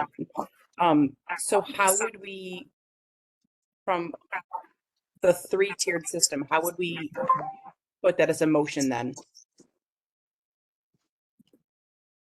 Just your opinion, Alan. go ahead, Alan. Well, I think given that the other resolution passed, somebody's microphone is on, so it's kind of, I think it's Paula Dowd. The resolution So since we passed, we don't have anything, we didn't pass anything related to the current resolution, Alan. correct. So Okay. since the resolution regarding reconsidering additional requests has passed, and President Maduko has expressed, willingness to follow through with that, then I would like to move that we endorse the current proposal by President Maduko. Is there a second? I'll second Roberta. We have a motion and a second. Any debate?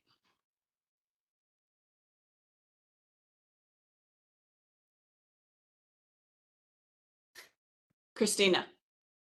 So since we've already approved the second conversation, this would just be approving what's been put in front of us, and with the understanding that we are going to discuss all of these things again, or not all of them, but the things that have been passed have gone through and we get those services.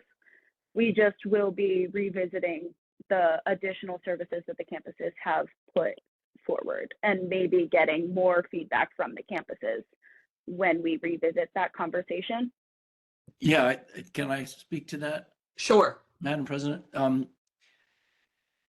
Yes, exactly. So it's like, I think someone else expressed, we don't want to lose these positions. I think they're all valuable, right? In the issue with, unfortunately, the time restraint is that not all campuses did approach this in the same manner.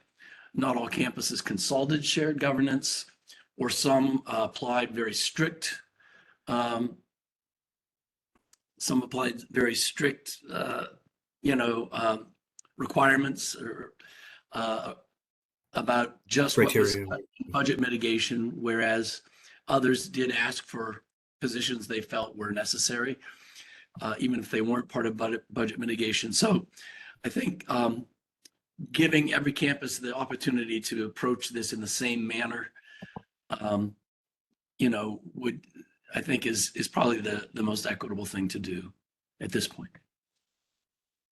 I think at this point, what we have seen is that because CT State is so young, we don't have processes and procedures. We don't have policies in place that are responded to in the same way at every campus by all leaders.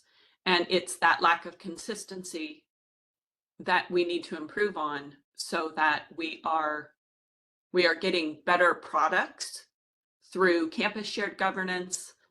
If it's better at campus shared governance, we will have better products brought to us at statewide shared governance. Seeing no other hands, all those in favor of endorsing the current proposal, please raise your hand. All those in favor of endorsing the current proposal, please raise your hand.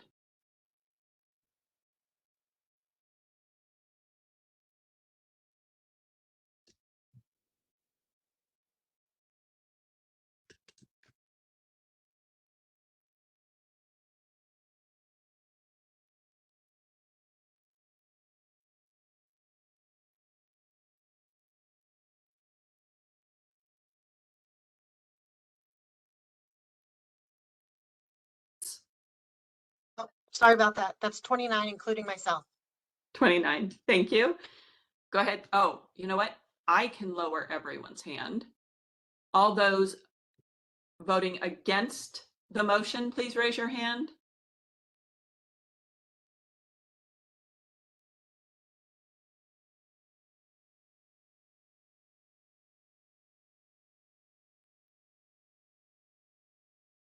That's 2L. 2. And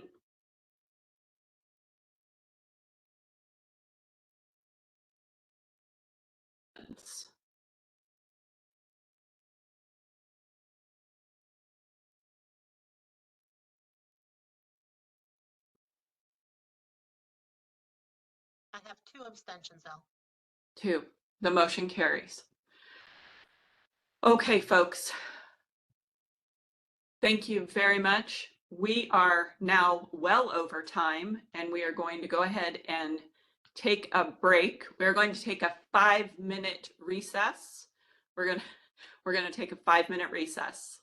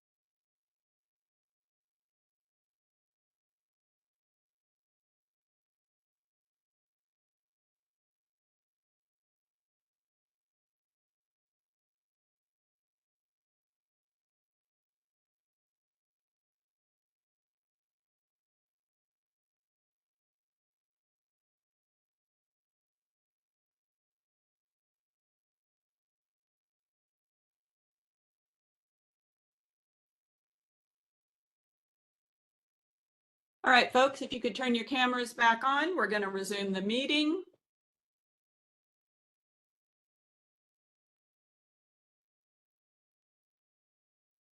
You could turn your cameras back on so we know that you are back.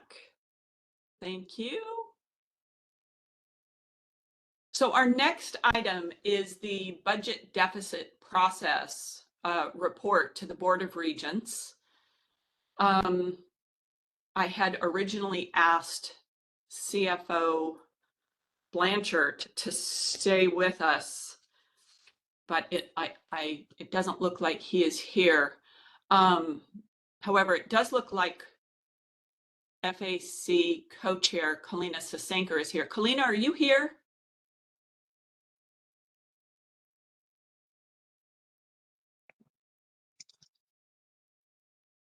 Okay, I'll try again one more time.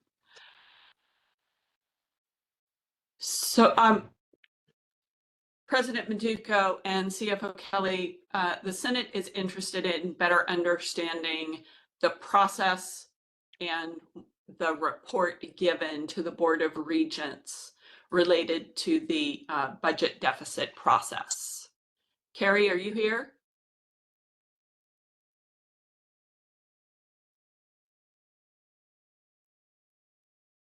Five minutes was needed.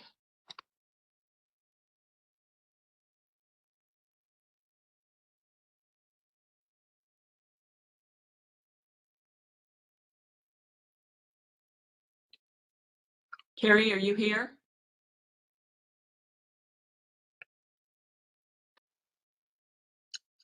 No, she's not on the call right now. I don't see her.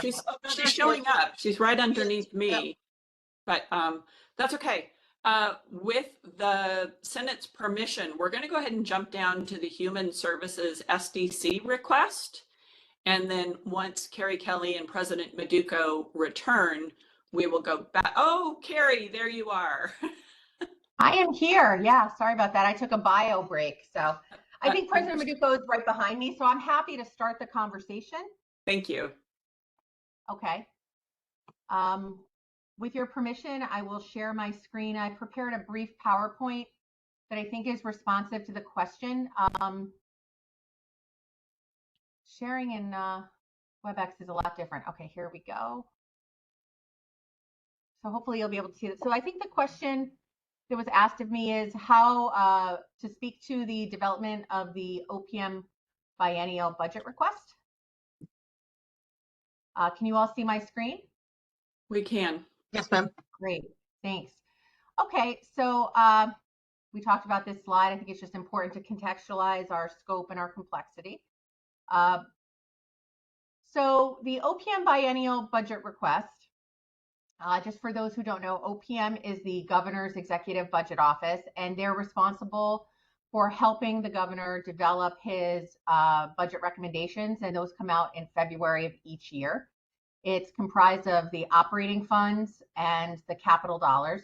And so OPM sets up a process by which they solicit feedback from all state agencies, and we are a singular state agency as the CSCU.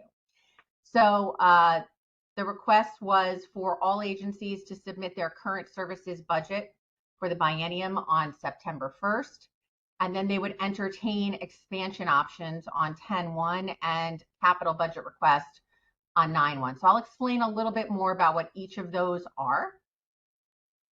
So OPM asks for current services, meaning keep everything constant, right? This is not an opportunity to add something. This is basically how would you annualize what you're doing today and cost it out for tomorrow. So if you think of a social services agency, like the Department of Social Services, what is your current caseload and what's the cost per case? Have there been any inflationary increases, changes, and things like that? And how does the math work out? So it essentially asks how to cost out exactly where you are today.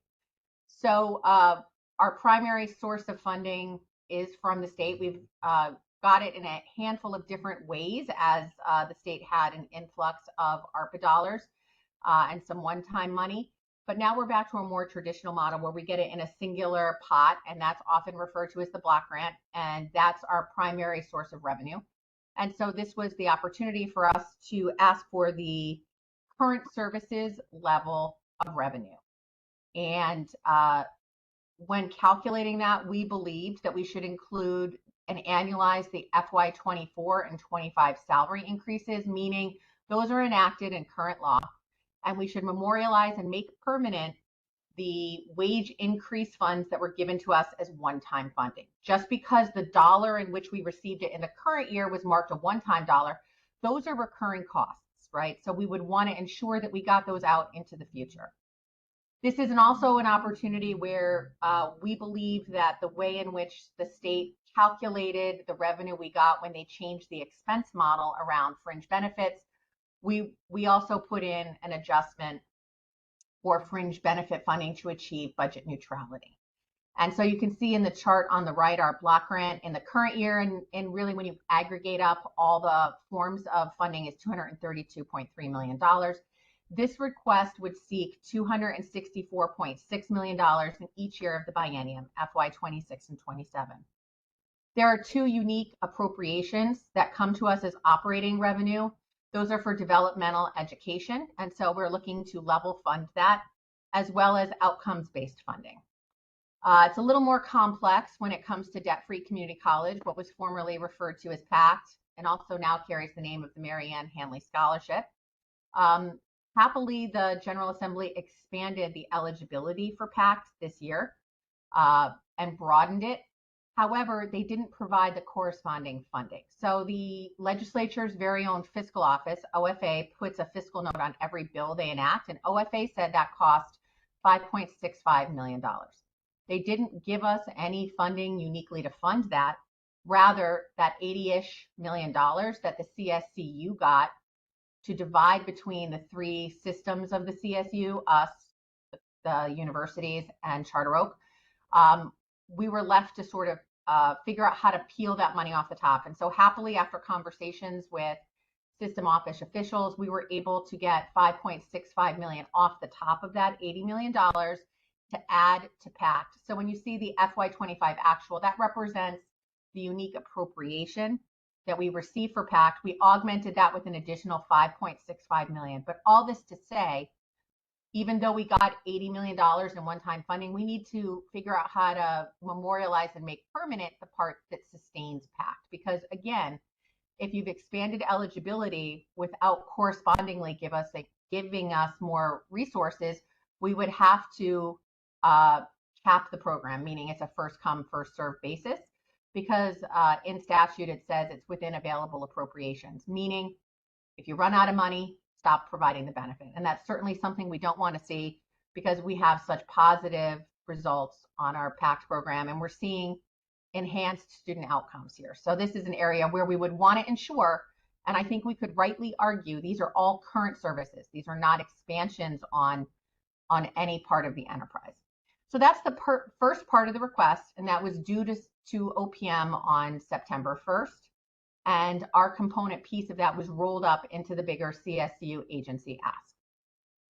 The next piece is the biennial budget options request. So this is where OPM says, you know, if you want to expand something, if you want to enhance a service.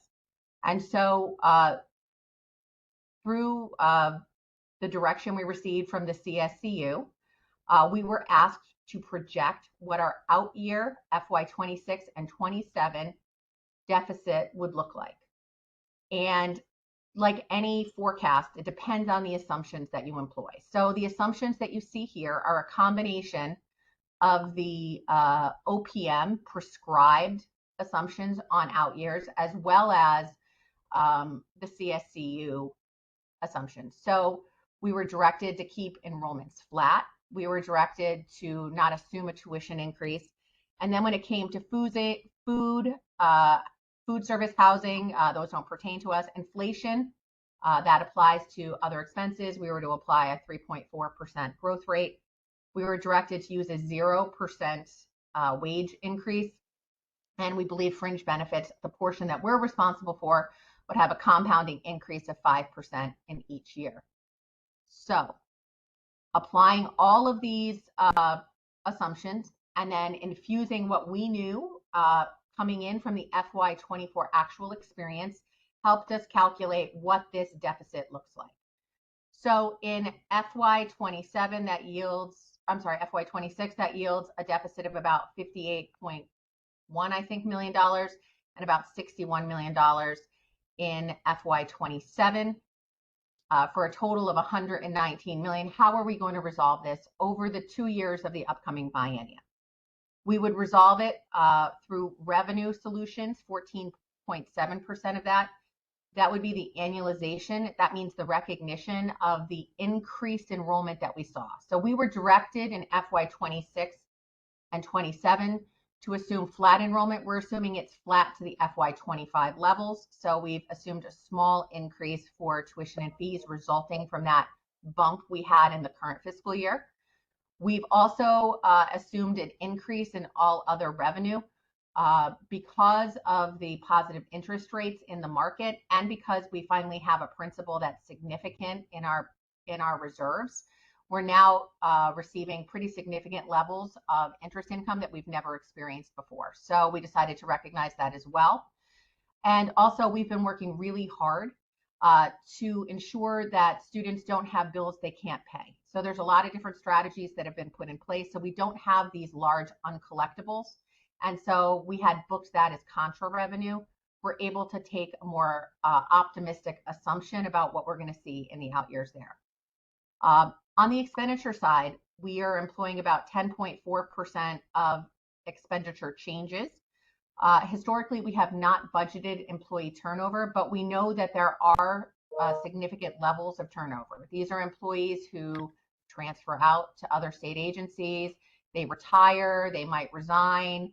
So these are savings that are achieved when we're slow to fill these positions, right? So we have budgeted a certain amount of turnover, and then there's corresponding fringe benefit savings there as well. We don't know exactly who and where these people will be. We don't know what roles or what campuses, but we have historical knowledge that there's a certain amount of this, and we've taken a conservative assumption about those delays that historically have occurred. As well as we've taken a more optimistic assumption that when employees leave, and depending on which employees they are, they may have significant accruals, particularly employees who are retiring. If they have not used a lot of the time that they've earned, when they separate, we have some pretty significant payouts to them. But it's always, there's a little volatility there, and we were able to look at some past practice and revisit our assumptions. So those are in combination the three expenditure changes. But the most, and there's a small reduction in other expenses that's pretty de minimis. But the big change here is that we would be resolving the forecast biennial deficit of 119 million. We would be doing that by about 74.9% by utilizing our reserves, right? So let me take you through a quick analysis of what the reserves look like.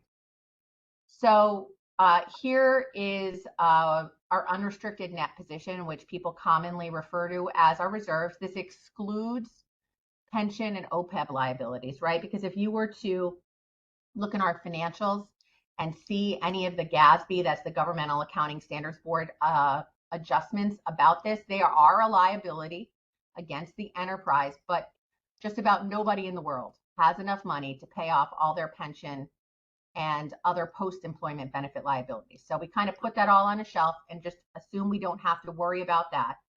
And so what are our reserves if we exclude that pension and OPEB liability? As of last fiscal year, our undesignated reserves are $123.6 million.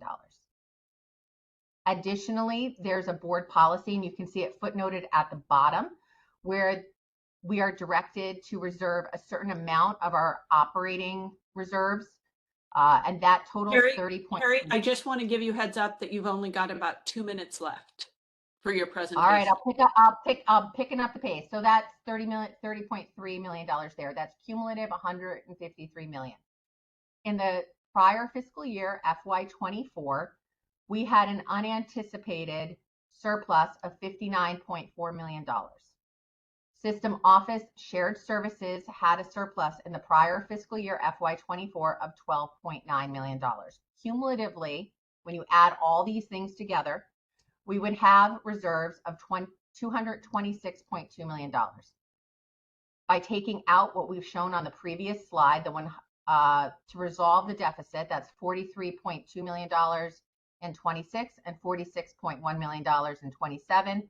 That would leave a balance of $136.9 million. That equates to about 106 days of cash on hand.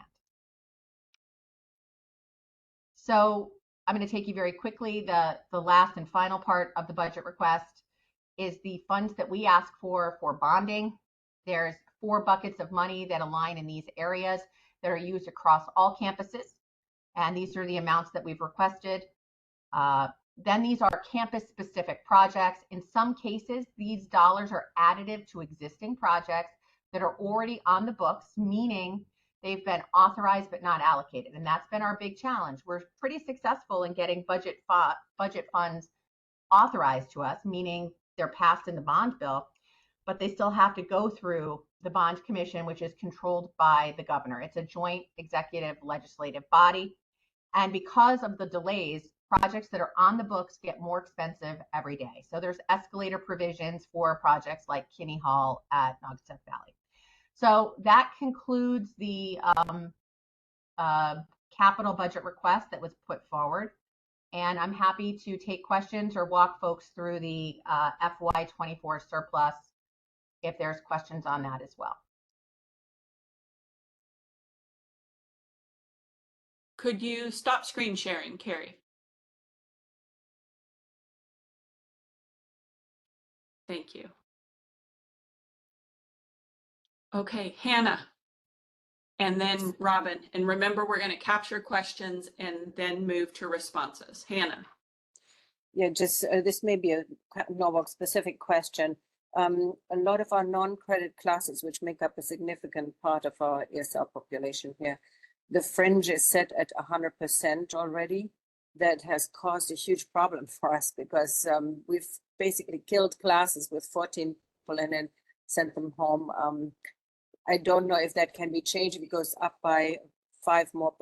It seems a lot and brings the cost of the classes up to a point where students find it difficult. And these are bridge programs for professional certificates and for credit bearing things. So I don't know if anything can be done about that. Thank you, Hannah. And Robin? Yeah, my observation and experience is that surpluses are used typically for unanticipated expenses. So I'm wondering if you've thought about and what would be the long-term plan, because it doesn't seem, just based on the surpluses that we have and how we've received surpluses, it doesn't seem sustainable. So I'm just wondering if you thought about sustainability of this plan. Thank you. Seth? Thank you. Two questions. The first question is about the bond request or capital request. How much of the capital requests have been funded in the past 5 years? So in other words, you mentioned this list that's kind of getting longer and these projects getting more expensive. Have we received any bonding, significant capital bonding funding in the past 5 years? And then the second question is about the current services budget.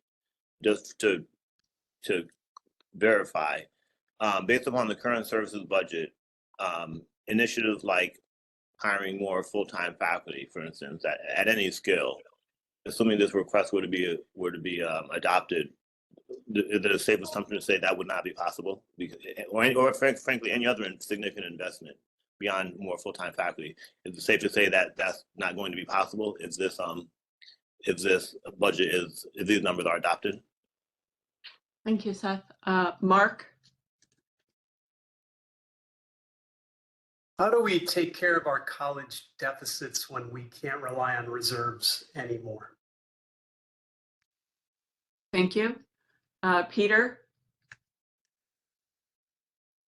I guess I was going to follow up on Robin Jay's comment or question as well. Again, I'm just wondering, kind of from a best practice standpoint, in terms of what are the best approaches to factoring in surpluses to operating expenses and that type of thing. Obviously, in the state of Connecticut, they've had the same thing. So I'm just wondering, where do you look in terms of best practices as part of the budgeting process?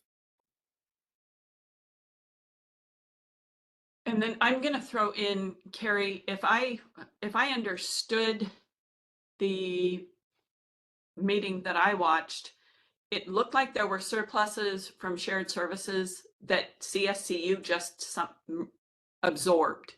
So if you could help us understand that piece. I had asked Lloyd to stay on, but I think we went so late that he wasn't able to participate. So Colina, are you still here? I just got back, missed the last hour. So as after Carrie weighs in, if you could, did you hear the questions from senators? some of them, yes. Okay. If you could weigh in after Carrie, it is appreciated. Cool, sounds good. Okay, Carrie.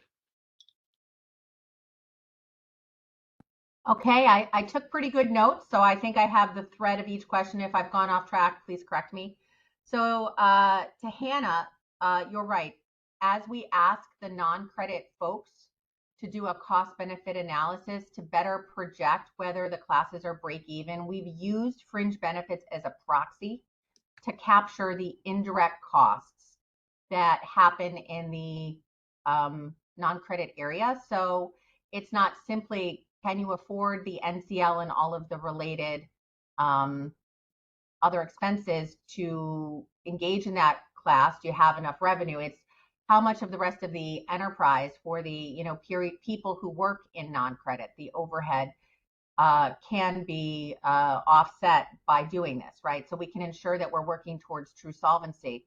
We did a comprehensive analysis on FY22 data, and in the aggregate non-credit, which is very important, mission aligned, it loses $5 million. And when you look at other institutions nationally, they are revenue neutral, if not profit centers. So this was a way for us to try to get at that. But I think, Hannah, you're absolutely right.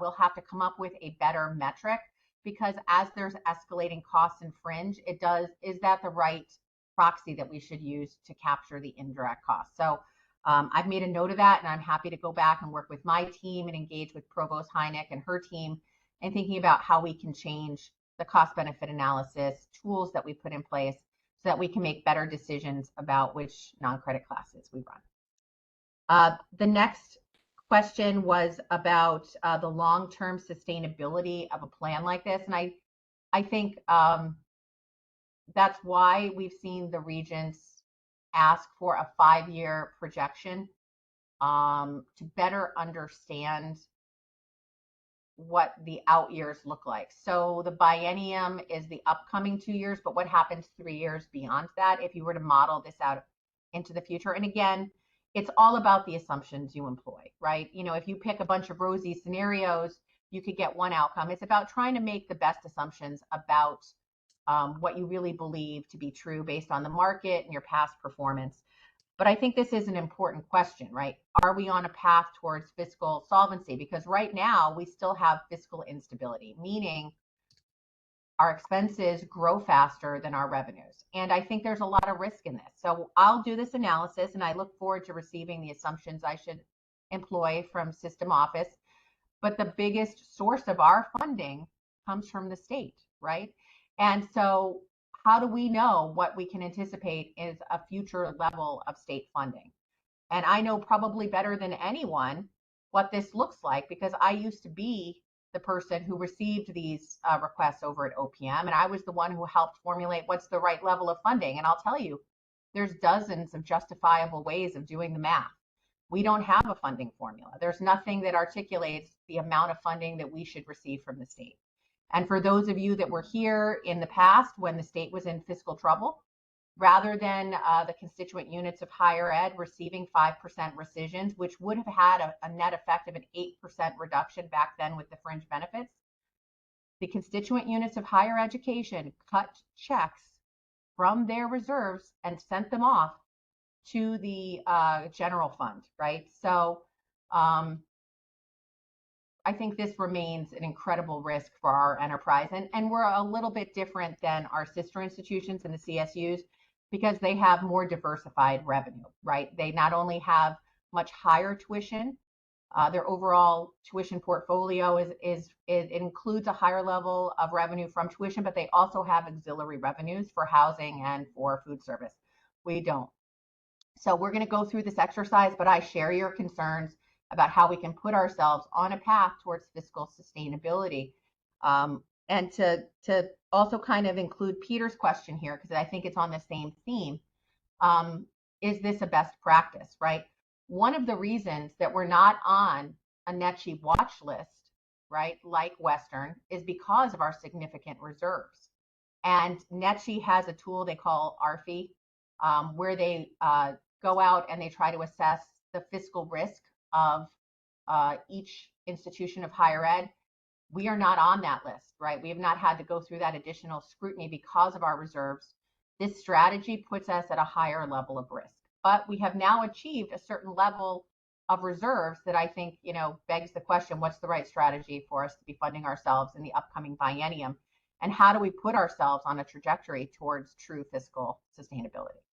So I hope I was responsive to both of those questions. And one, to Senator Friedman, we have not done very well overall getting items on the state bond agenda for the past 5 years. And I'm happy to go back and do an exact, calculation and quantification. But we have been very successful getting programs put into the bond bill, but then actually getting the dollars out of the bond commission has been the real challenge. And the last time I looked last spring, I think we had something in excess of $275 million worth of things that had been authorized but unallocated. And so being authorized, that's step one in a long process, but they're not real dollars until they're allocated. And projects like B-Wing, right, they just get more expensive. Inflationary pressures make whatever the prior authorization was not sufficient to fund the projects. And so this is a number of things in that bond request are sort of catch-up escalation provisions, as well as some other strategic priorities that we want to have funded as well that had not been enacted into the bond bill. Mark, I think you asked about how do we take care of our deficits when we can't rely on the reserves? I think that's the question. What happens in FY28, right? Are we working towards a model where we have greater fiscal sustainability? And again, my concern is that our primary source of funding is state funding. And I believe that the state views this as a discretionary expenditure. Unlike the other parts of state government, they believe we have our own revenue source, right? So I have presented on this both at the state and national level when I was at OPM. But essentially, the state's Connecticut's level of funding is about its ability and willingness to pay. So we do not have a state funding formula. There's not a number that everyone understands of what is our fair share, and so I think that's the challenge. Again, I always fear that we've done all the hard work on our side of the equation and we arrive at a period like 2028, 2029, and the state's in fiscal trouble. How do we know what the right level of funding we should expect from them is? And so there's an awful lot of uncertainty around what the future is. And again, we'll model this out using the assumptions provided, but I think the entire direction of any analysis, you have to go back and look at the assumptions employed. So we look forward to doing that work. And I think it's important that we communicate internally with stakeholders, with our board, but it's also something NETCHI looks at. Among the standards in Standard 7 is realistic out-year projections. They want to see that institutions are doing this work, and we're going to engage in that. And I think it's a new way to communicate and to articulate what the directionality of things look like, and then we can better understand together what those levers of change are. So how you change those assumptions, how they can change different outcomes into the future. And Elle, I'm sorry, I just wrote the word surplus to your question. I'm not sure if I recall the exact crux of that. I thought I understood that we had a surplus, but it was absorbed by CSCU. Oh, I'm sorry. Now I recall the question. So in FY24, the part of the enterprise, we control about 89% of our enterprise. And on that side of the equation, we are experiencing a $59 million surplus, whereas on the system office shared services side, they're experiencing a $12.9 million surplus from FY24, meaning that in combination, this would yield a $72-ish million deposit into the reserves. This hasn't actually happened yet because the accounting folks are still putting all the finishing touches on things. But we believe that's the amount of reserves from the prior fiscal year that ended on June 30th that will be deposited into the reserves. We watch very closely. These are things that are related directly to the college. And so these are reserves that will be here for the support of the college. And so that's in the slide that I'd shared, how we're starting at about $153 million. You add in the 72 million and that yields a new total that we're able to then fund the biennial budget request shortfall of about $119 million out of that. And after we fund that, it would leave about 136 million in the budget reserve fund going forward. Okay, thank you. All right, Riaz, I see your hand. However, we have literally 1 minute. We're clearly not going to get to the whole agenda, but we must get to the SDC request. So you have 30 seconds. I will pass on my question. Thank you. I appreciate it. Colina, do you have a very quick response? It's not that quick, but I will try to say a lot of those things, but with a slightly different spin or addition to them really quickly, right? First of all, I mean, in terms of financial sustainability, basically this is 2 years. And then when we can't fill that hole of $55 million worth of reserves after 2 years, we're done. And this is a budget year for the state. So if we're not asking for it in a budget year, understand what that is what is being communicated to us, right? If you look at the way that the CFO presented the information, he basically presents, because it's very confusing. First, he says the ask is $551 million. And then he says, but then we're also going to ask for another 22. So I think if you read his slides in order, the way you can understand it is, this is the level of ask that the state has told us it will tolerate. This is the enormous hole it puts us in. Then this is how we can mitigate, and then this is what is left, right? So what we're seeing, I interpret this as seeing intense pressure from the state to keep us in the situation we have always been in, which is get to crisis and then beg for money. But remember that last session, we asked for more than was required to just fend off layoffs, and we got it from the legislature. But what is happening here is that we're being required to feed it back into the system. We should be holding on to it to look for permanent funding so we can spend it on significant things, but we're being asked to put ourselves back in crisis again. And which is very relevant when you consider where I'm sure that instruction is coming from this conversation about the bond commission. What I heard at a recent finance committee meeting is that in Lamont's administration, not a single dollar that has been authorized for our bonding has been released to us while our buildings deteriorate. So I just want to emphasize the level of pressure and hostility that appears to be coming from certain areas and the need for advocacy here. One more thing to take into consideration, I don't know if this was mentioned.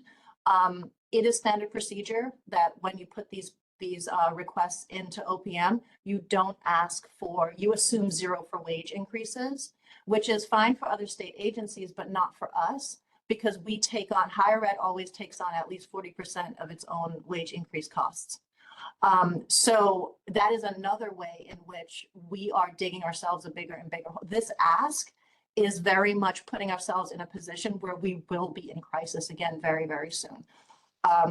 So that's all. And President Maduka, I don't know if you mentioned here, what I found very interesting yesterday is the levels of our budget that are not our own. That it also explains why we have this difference in surplus and deficit, right? 11% of our budget is not under our own control. It's controlled by CSCU. I think that's important to know. I don't know if you mentioned that already in this meeting, and that there are significant ways that we end up giving money back to CSCU. And I feel like this $55 million trade-off might be one of them. So yeah, those were the things I found really interesting in the past meetings. I hope that was helpful. Okay, thank you, Colina. Sure. All right, folks, we're not going to we're not going to continue on this conversation. It is unlikely we will get to the topic of establishing the Charter Oak partnership with CT State today. We just don't have time, but I am going to ask you to stick with us for the Human Services SDC request. So Sarah and Shelley, are you still here? Yes, we're still Sarah, here. Sarah, you said you missed Senate. Do you still miss Senate? Yes, the in-depth discussion part. I believe you have a presentation for us Yes. today. Yes, I wanted to start off by saying my name is Sarah Bettis. I'm an assistant professor of human services at Naugatuck Valley. And I also help to coordinate our work group, our human services work group. I just want to say a shout out to the human services program coordinators that made time to be here today. So we have as Nantucket, Capital, Manchester, Three Rivers, Tungus, Gateway, Housatonic, Middlesex, and Quinnebog. So thank you folks for joining us and being part of this discussion. And thank you, Senate, for allowing us to bring this forward. So I'm joined with Shelley Buckbinder today from Quinnebog Valley. She's going to also co-present with me today. So I'm just going to share, we only have like 3 slides or 4 slides. So I just want to share my screen.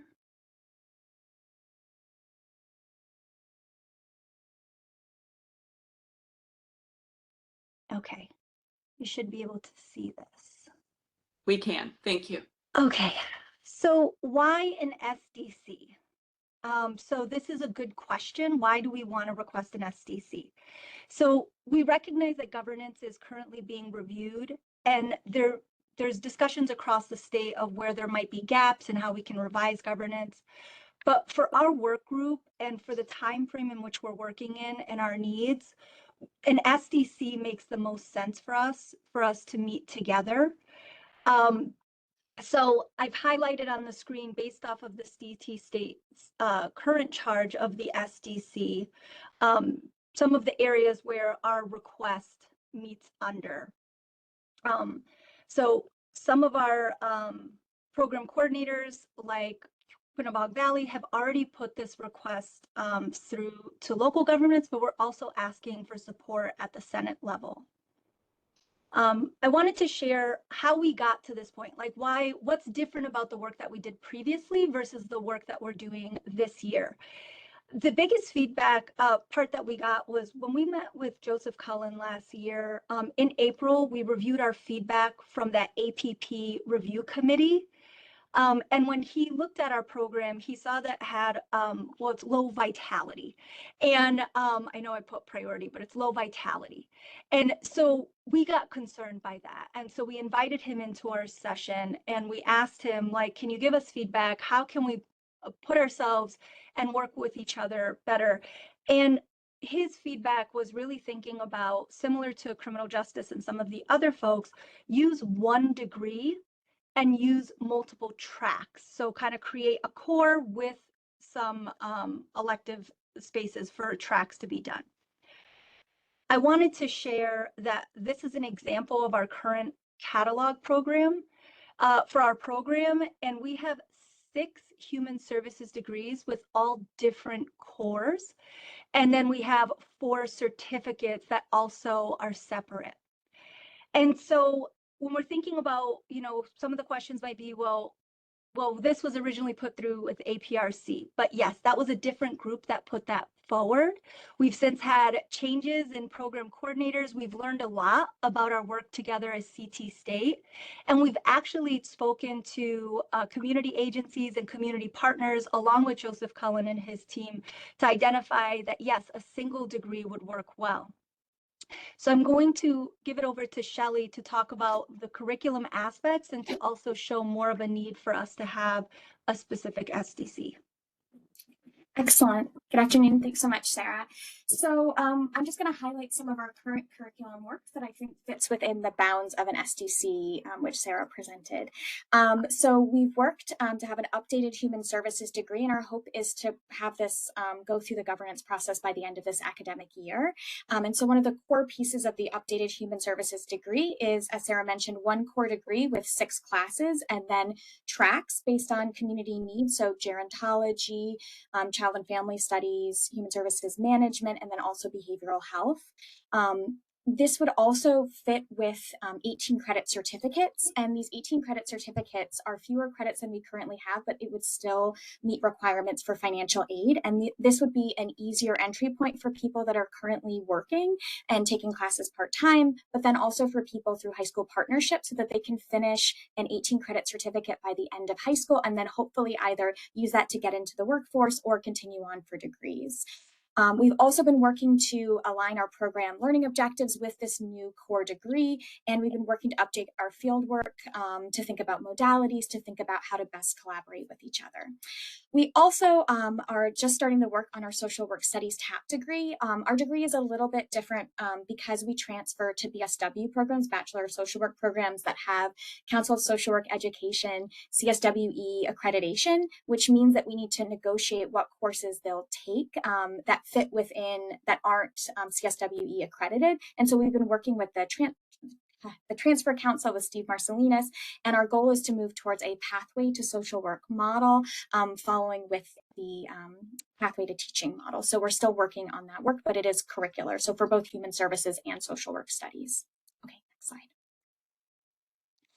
So for our request, as Sarah showed, we're part of global and human studies, and it's diverse, right? There's political science, there's history, and when our curriculum proposals have gone through, a lot of folks aren't represented for human services in that and don't really have a background in our field.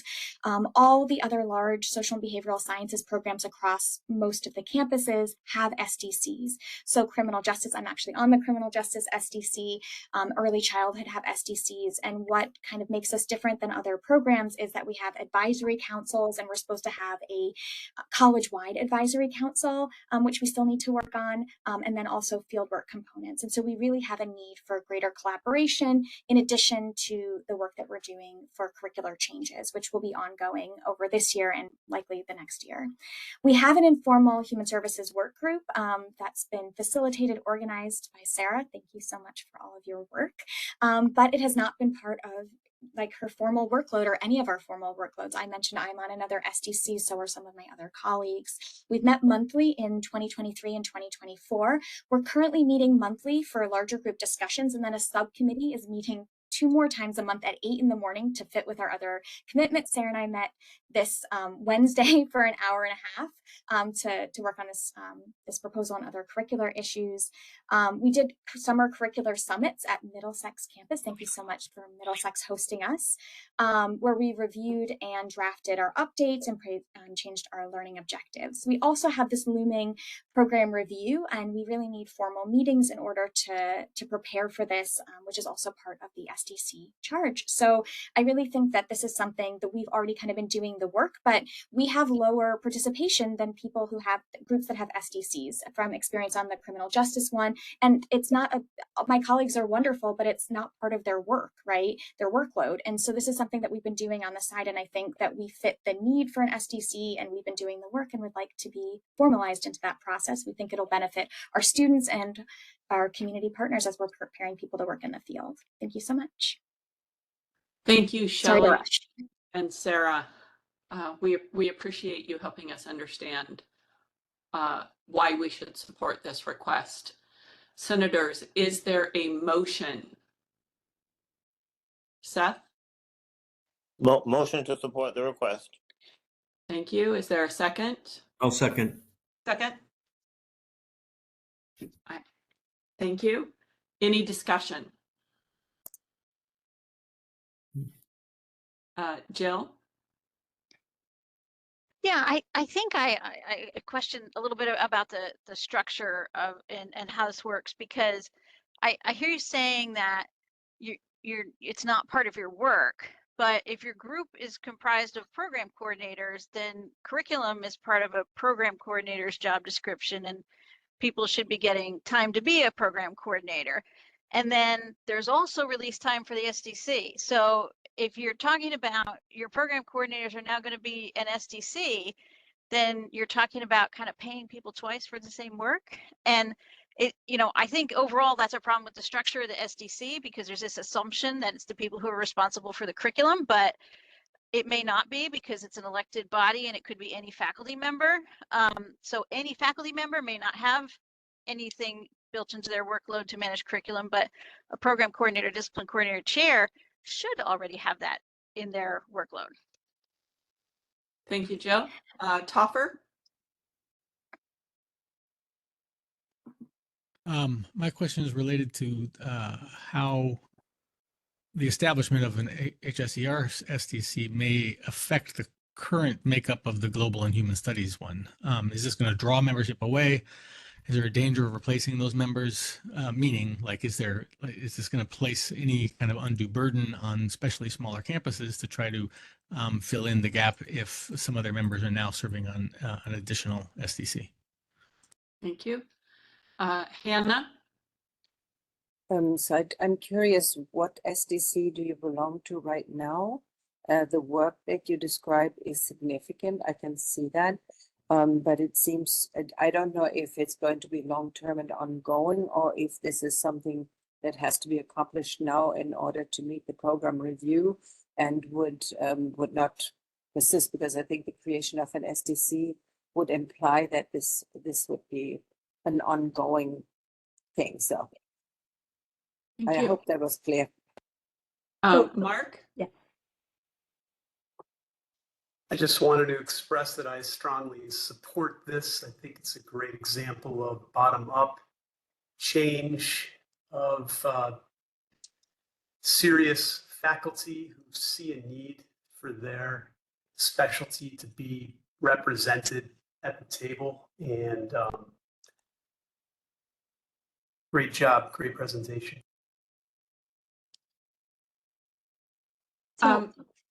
Shelley or Sarah, can you answer the questions? So I'll take the comment about release time. So release time is dependent on the campus, right? So I just wanted to say, so some of us may fold that into a release. Some of us may not be getting released for that because it's not a formally, and the other thing I wanted to mention with that is that yes, part of the program coordinator role is the curriculum piece, but because we're sharing one program across the state, it's just been different. So that's part of our process too. When we were meeting with Joseph Cullen, he's like, if you're going to do program review, we need to kind of look at the degrees you currently have. But what happens is currently is some of us that are able to meet, we're able to meet and work this out. But if people don't have, if that's not formally recognized, and I guess maybe that's part of the question putting back on the group too, is like getting that recognition too and making equitable recognition, right, across campuses. Because right now it's if I put something through versus someone else, it's dean based because it's not part of the formal governance structure. And I do believe the work is ongoing, addressing that piece of it, because similar, and again, where we're looking at for this model too is criminal justice, who's been noted multiple times to us to look at their model and all they've been able to accomplish. But part of that is also because they have structured meeting times and equitable release going for those that can make those meetings and that are on it. And I'll let Shelley talk about the SDC piece too. Thank you so much, Sarah. So I'm on the criminal justice SDC because human services and criminal justice are combined at QV. So that group is just the coordinators, so is ECE. So there are models that this is happening where there are people that are program coordinators, they're not really elected, there's only one person on campus who can really do it. So this is already happening across the system. I think this question about ongoing work, because our field changes so much, the needs of the field change so much, this is kind of the big overhaul, but we are going to have more initiatives kind of ongoing in the way that criminal justice or ECE, questions about partnership, transfer.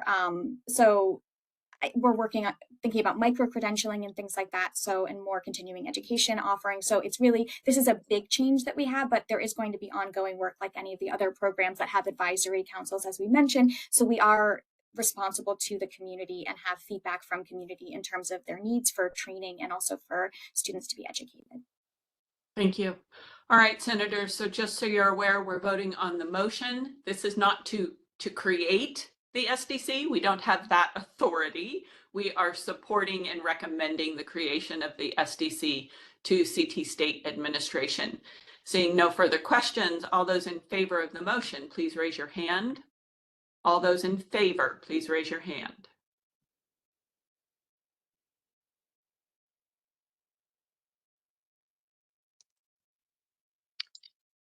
We are holding at 31, Al. 31 in support. Thank you. All those opposed. All those opposed.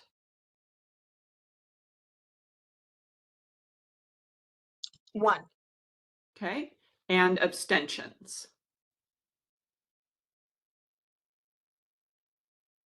We have 2 abstentions.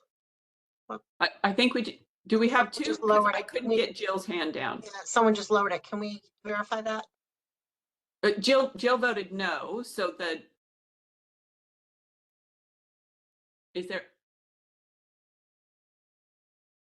So that leaves 1 abstention. right. Okay. Very good. The motion carries.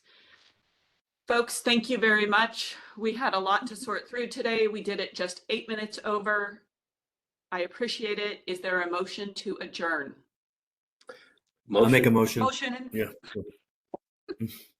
I'll take that too. Very good. Thank you, folks. Have a good weekend. Bye, everyone. Take care, everyone. Bye. Bye, everybody. Thank you. So long, all. Bye, all. Take care. Thanks. Thank you, everybody. Thanks. The stuff that Have a we good didn't weekend, get to, everybody. we adding to next month's. Yes.